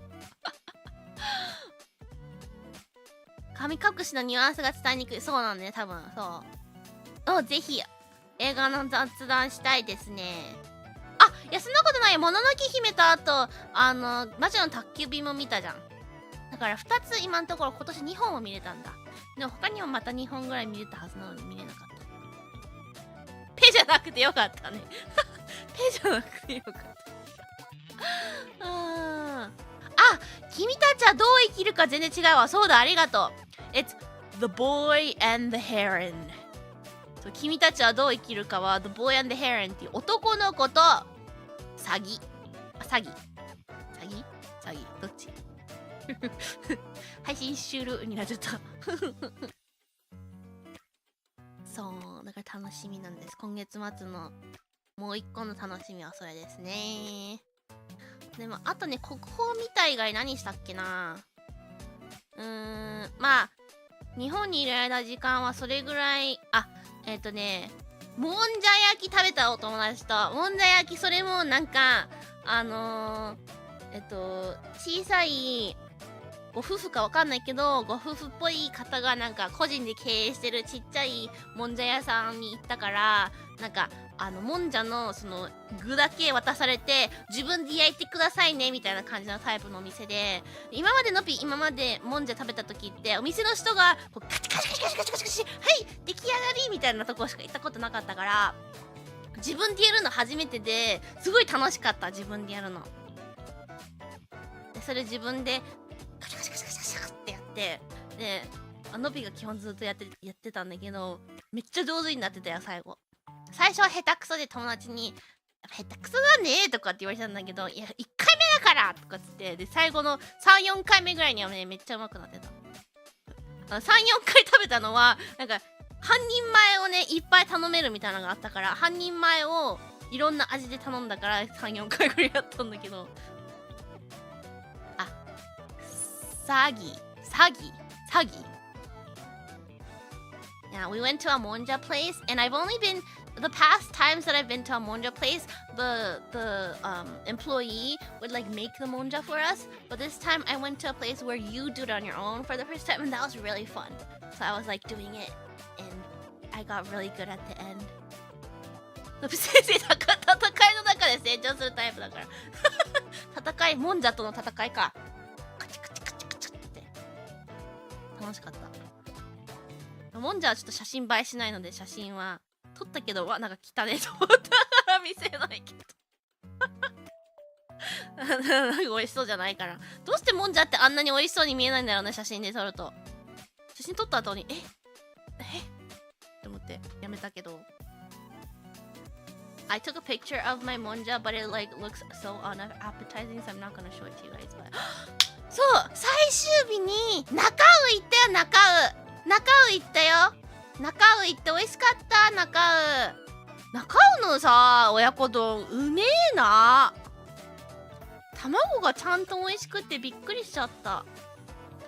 なんか卵の比べこう卵が売りだから中尾さんはだから比べるけど、吉野家の牛丼食べた時にね生卵を追加で一緒に食べたの。生卵を食べたかったから。でもね吉野家のその卵と中尾の卵の味がレベル全然違くてびっくりした。中尾の卵の黄身の味がすごいね濃くてね美味しかった。でぶっちゃけ吉野家の追加で頼んだ卵は黄身の味があんまりしなくて、まあなんかトロトロ美味しいな。美味しいんだけど黄身の味が全然違った。Yeah, I went to Nakau. It's like basically like the chain of oyakodon. It's really good. It's kind of hard to find because it's not as popular like the gyudon. But if any of you go to Japan and have the chance to go to Nakao, I highly recommend. 美味しかった。そう。美味しかった。めっちゃ美味しかった。満足だった。あとね、空港でのご飯はね、羽田空港で行ったから、ツルトンタン行った。めっちゃ並んでたの。びっくりした。ツルトンタン超並んでて、でもなんかどうしてもツルトンタンが食べたくなっちゃって、時間もあったし並んで食べて、これもまた卵ばっか食ってる。月見も食べてるし、親子丼も食べたし、ツルトンタンも卵だし、卵ばっか食ってる。But I went to, at the airport, at the Haneda airport in the international terminal, there's a very popular udon place called Tsurutontan. It's like a chain, but it's like a high-end chain udon restaurant. And there's a long line. But I had time and I wanted to eat their udon. And then I lined up and it had this egg. So I'm just eating a bunch of egg. でもやっぱ日本はね、生卵が食べれるからさ。If you like raw egg, you have to eat it when you're in Japan. Because once I come back to the States, I can't eat it. 生卵はさ、やっぱアメリカじゃ食べるの危ないからさ。No wonder she's blonde. It's going into my hair. そう。3発ゴミ袋と卵を食べるために。でも大事だよ。だって髪切ったのもこの前の配信でも月見の配信でも言ったけどさ、シャンプー、カット、ブロー、トリートメント全部で5000円だよ。すごくない？アメリカなんてそんなの5000円じゃなくて1万超えるよ。チップも入れるし。安いよ。びっくりしちゃったよ、本当に。I got a haircut. I talked about this in my Skinny Burger stream, but let me talk about it again because I can't believe how cheap it was. When I got my haircut, I got my hair, I got my shampoo, I got my hair wash there, and then I got a hair treatment, and then they also even curled my hair afterwards, and that was all just for 5,000 yen. 5,000 yen. If I got it in the States, it could be over $100 with tip. 日本に行って髪の毛切らないとかおかしい。マジで。If you live in an expensive country like me, you have to get your hair cut, done, or whatever when you're in Japan. Even if you can't speak Japanese, find a place that can speak English. Even if it's a little bit more expensive than the other places, it's still probably cheaper than America, okay? マジで。日本語喋れなくても日本に行った時に髪の毛切りに行った方がいい。外国の観光客の方は。でなんか日本語しか喋れないから日本語喋れないから無理ってところは英語喋れる人探して英語喋れるとこ行ってちょっと割高でも絶対アメリカよりは安いから。高いとこは高いと思うけどアメリカよりは安いと思う。それでも超絶もう超人気超高いみたいな芸能人ばっかやってますみたいな人とかじゃない限りは結構安いと思う。本当にびっくりしちゃうわ。ということでね、ツルトンタンも食べれたし、ツルトンタンさ待ってる間にメニュー見たんだけどいろんな創作うどんがあるんだね。他のも食べたいと思ったけど1個しか食べれないから今回はこれにしたけどまた行った時は違うの食べたいなと思った。いろんなのがある。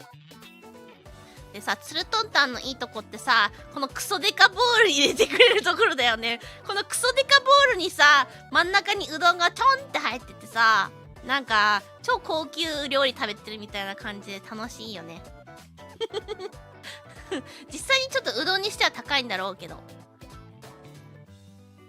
After my last trip, I now always think, damn, I could have eaten this in Japan and it'd be 3 times cheaper. Damn, I know, that's my life every single day. いや But tsurutontan, they give you udon in this huge ass bowl, so it makes you feel like you're eating something super expensive. I mean, it is a little bit expensive for udon, but if you compare it to the prices back home, it's not that bad. 小さいから食べた気になる。ちゃんとでも量は多い。ボールもでかいし、量もちゃんとあるから大丈夫だ。美味しかったよ。最初これ汁なしなのね。でも卵に味があるかなと思ったらなかった。ただの卵だけだったから、多分まあ塩ぐらいちょっと入れたかもしれないけど、下見たらなんかめんつゆみたいなのがあったから入れたんだけど、最初この卵と麺だけで食べたらなんかあれ味ないと思って、味がなんか薄いと思って、よく見たらなんかおしゃれな入れ物にめんつゆが入ってて、なんかおしゃれな入れ物すぎてこれがめんつゆだってことが分からなかった。メニュー見てたらお腹空いてきた。のびもお腹空いたとても楽しかったです。短期間だけどできるだけいろんなことして充実した1週間ちょっとでした。はい。まあ日本でやったこと関連のお話はそんなもんかな、多分。一応メモしてたやつは全部話したな。また行きたいけどな、もうちょっとなんかちゃんとじっくり事前によし行くぞっていうこうなんだろう、なんだメンタル的に準備をする期間をもうちょっとある、プラスもうちょっと長期間で行きたいよな。あと仕事では行きたくないな。お店の人から2の人だと思った。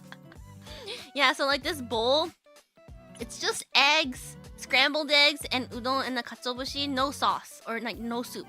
And I thought I'm supposed to eat it like that, but then like the egg had like no flavor. I mean, it kind of had salt, but like it was very, very bland. And then on the side, there's like this little fancy little jar with some udon dashi. So yeah, but it was like too fancy that I didn't realize that it was for this, so I was like eating it without the broth. Let's go back to eat more eggs. I know. あとおばあちゃん家行った時も卵かけご飯したんだわ。めっちゃ卵食っとる。いやでも毎日卵1個ぐらい。でも親子丼食べた時は多分あれ複数だから卵3つぐらい入ってんのかねあれ。But yeah, I also had TKG at my grandma's house too. おばあちゃん家でも卵かけご飯美味しかった。おばあちゃんいい卵いつも買ってるから美味しかった。中尾の卵みたいに美味しかった。クリスマス待ってますよ。ねえ、行けるといいな。わかんないんだな、まだな。本当に卵尽くし。いやマジ生卵好きで日本にいる間に食べる機会がある時に生卵食べないのは本当の真の卵好きとは言えない。それは真の卵好きとは言えないぞ。いや割と安い方だしね、日本で食べれる食べ物で。いや焼肉と卵かけご飯どっちの方がいいって言われたらちょっと卵かけご飯選んじゃうかもしんないもん。孫が卵大好きなの知ってるからね。そう、無言で卵を用意してくれてた。無言で卵を用意してくれてたおばあちゃん優秀。To be honest, it makes sense. Eggs in the USA maybe aren't even eggs. What am I eating then? What am I eating? 女版バンドエイジ。何バンドエイジさんも卵好きなの？知らなかった。知らなかった。そうなんだ。いやでもね、次日本行った時はね、せっかくだからモユハピのみんなとかもね会いたいよね。初めての顔合わせの時以外会ってないし、あの時もなんかちょっとなんか記憶ぼやけてるからちゃんとねお話ししたいよね、会ってね。すき焼きに生卵つけても美味しいね。美味しいよね。いやつまりのび先生を捕まえたいときは生卵。いや、生卵プラスせめてご飯とお醤油はなきゃダメだよ。生卵単体だけじゃダメだよ。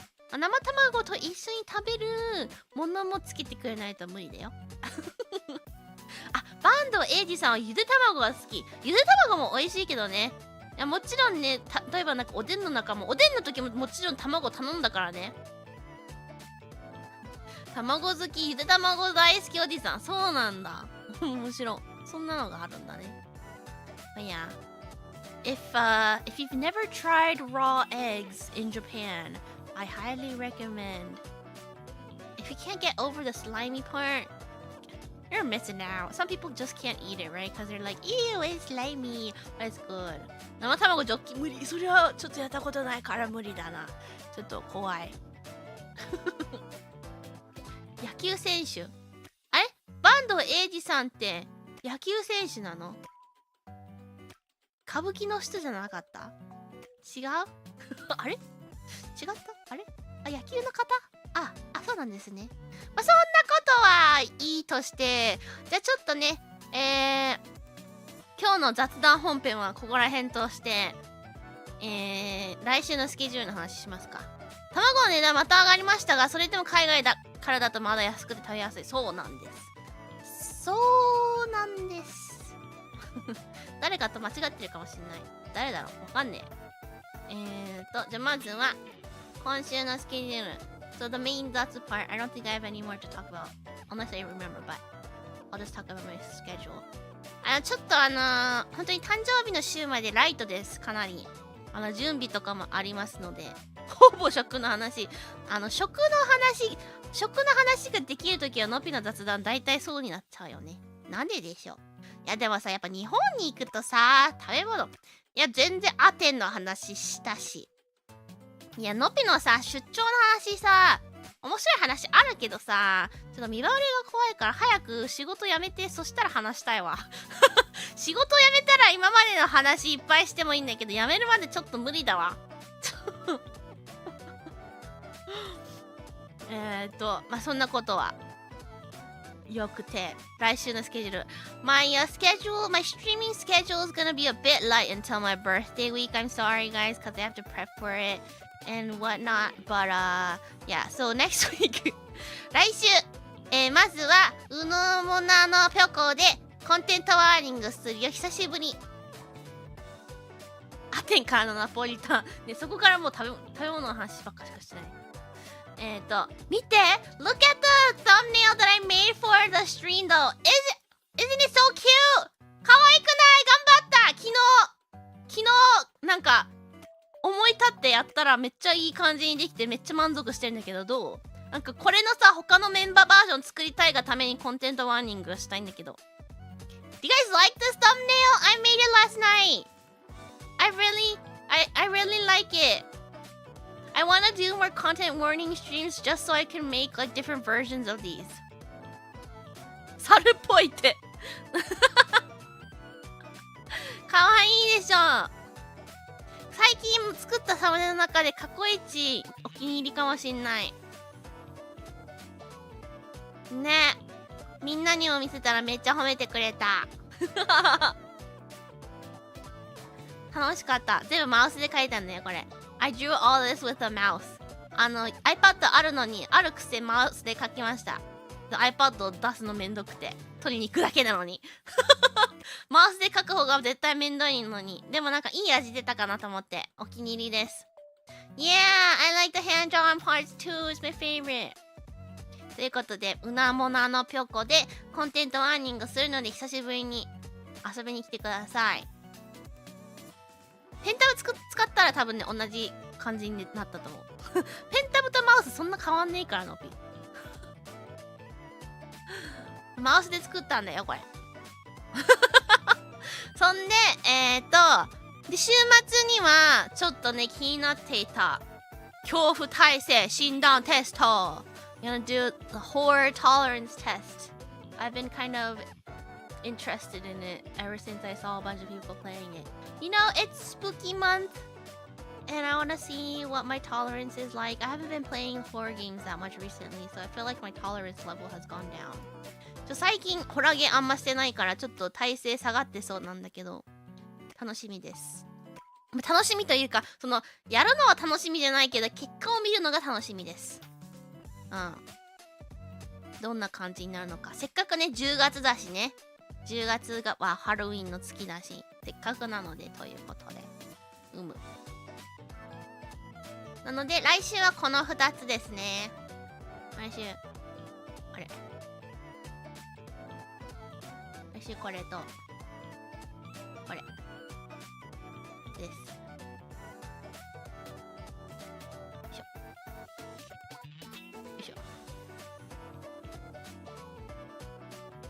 横型、縦型だとちっちゃいですな。もういいか。よ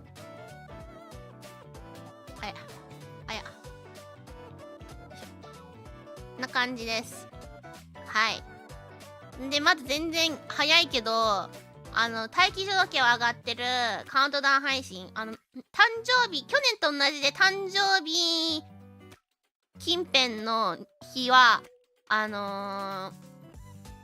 くさん配信はしますが、一番告知やら、一番大事な日はこれですので、他の配信いけないよっていう人でも、この日だけは来てほしいです。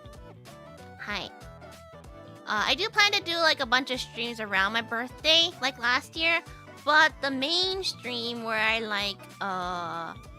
do announcements will be the countdown stream. I already have the waiting room up, so make sure you click the notification bell, like it, whatever, share it, and stuff, okay? This is the one that I want you guys to come the most. I mean, I want you guys to come to all of them, but if you can only come to one, come to this one, okay? なので、もちろん全部の配信に来てほしいですけど、もう1個しか行けないってなったらこちらです。はい。今年のカウントダウン、秒数の分かる時計、あれ去年用意しなかった？あれ記憶が覚えてない。告知、それこそ、先月末がメンバーシップの、記念日だったのね。日本にいる間。でも、実際日本にいる中だったから、お祝い配信できなかったんですが、あと、新しいスタンプとかの公開もできてないんですが、それもここでやろうかなと思います。今のうちに話します。はい。なので、告知の一つはそちらです。それは今言っちゃいます。気になってる人もいるかもしれないからいつやんのかなーって。なんかもうやるならまとめてね、お祝い事やっちゃおうかなと。でもどうしよう。分けた方がいいかな、やっぱり。誕生日じゃなくて、誕生日の前の週末のどっかでやった方がいいかな。それこそ。まだスケジュールツイッターに載せてないから、なんなら来週末にでも遅くない。それか誕生日前の週末でも遅くない。ちょっとやっぱ考えるわ。やっぱ考える。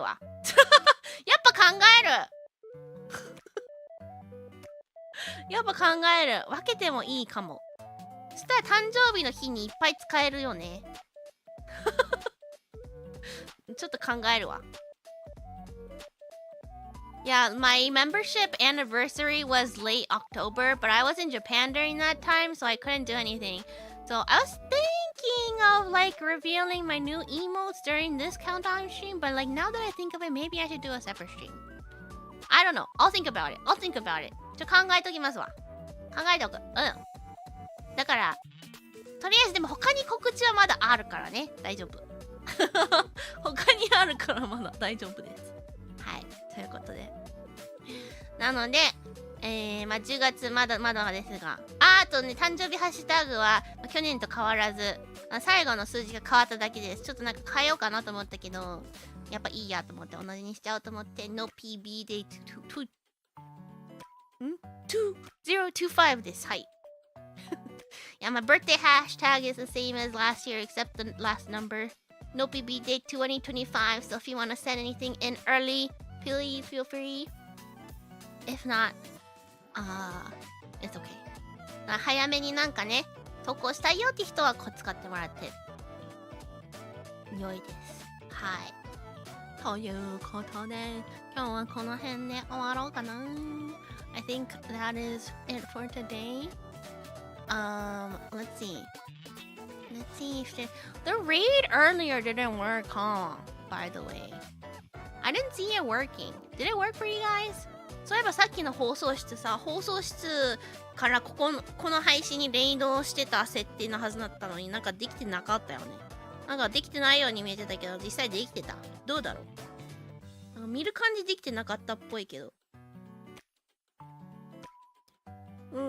どうしようかな。連動はどうしようかな。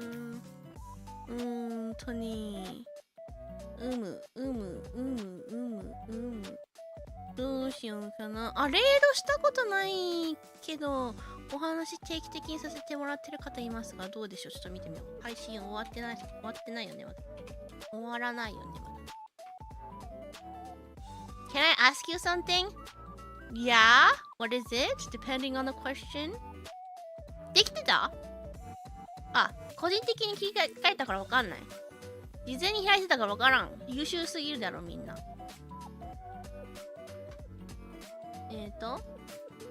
確認しましょう。その間に。お腹空いたんだが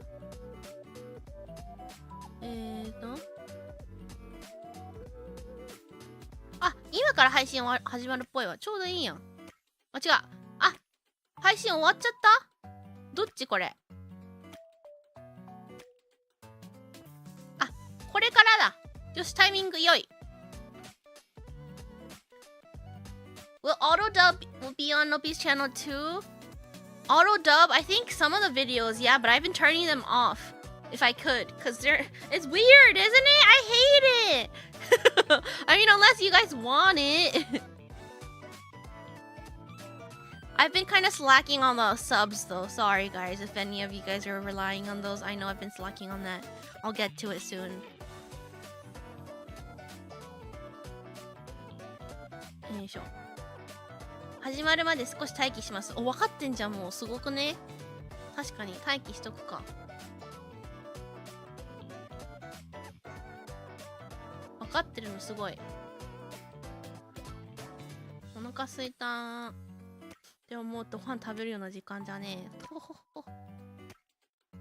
あ、始まったじゃん。Okay. I saw on Papa and Mama channel and got scared to hear the English voice. Oh yeah, I saw that too. And I was like, ooh, oh my god. And then I immediately turned it off.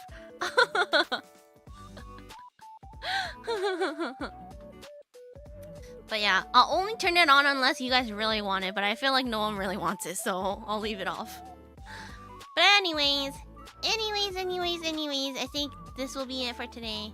今日はこの辺で終わりましょうかね。いい感じだと思いますので、なので、久しぶりではないか、1週間ぶりくらいか。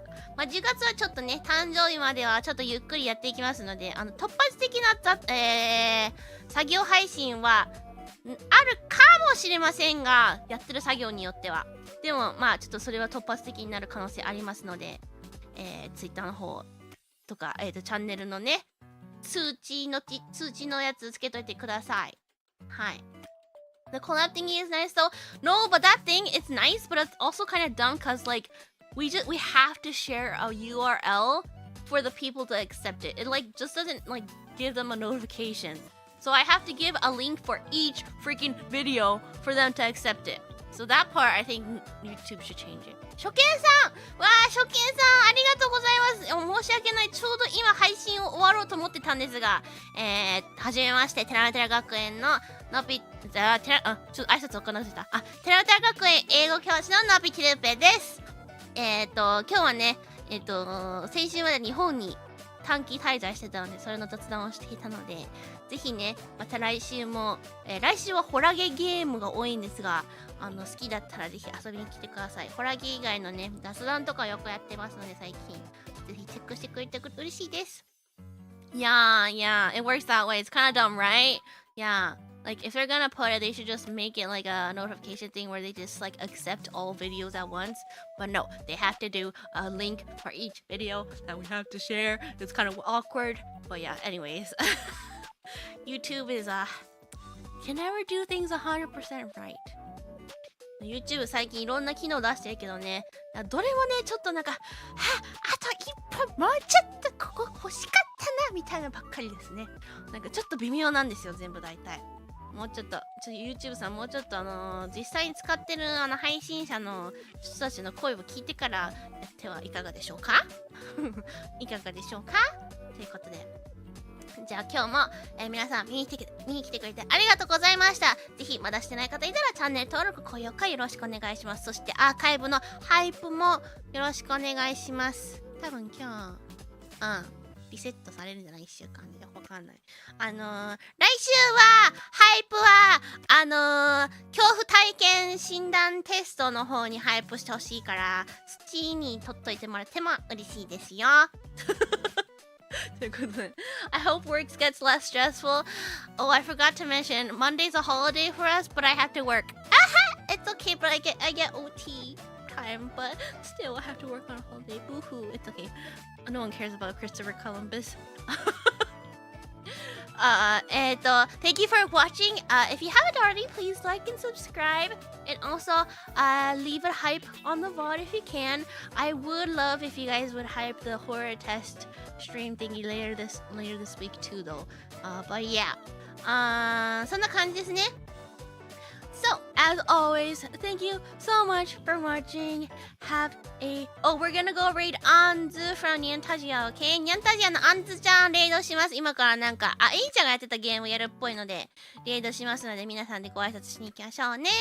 ということで、have a magical rest of your day. And I will see you guys next week on Content Warning Stream. コンテンツウォーニングのうなもなのぴょこコラボでお会いしましょう。おつのびでした。バイバーイ。あれこれ配信どこでやってるの？ここか。バイバーイ。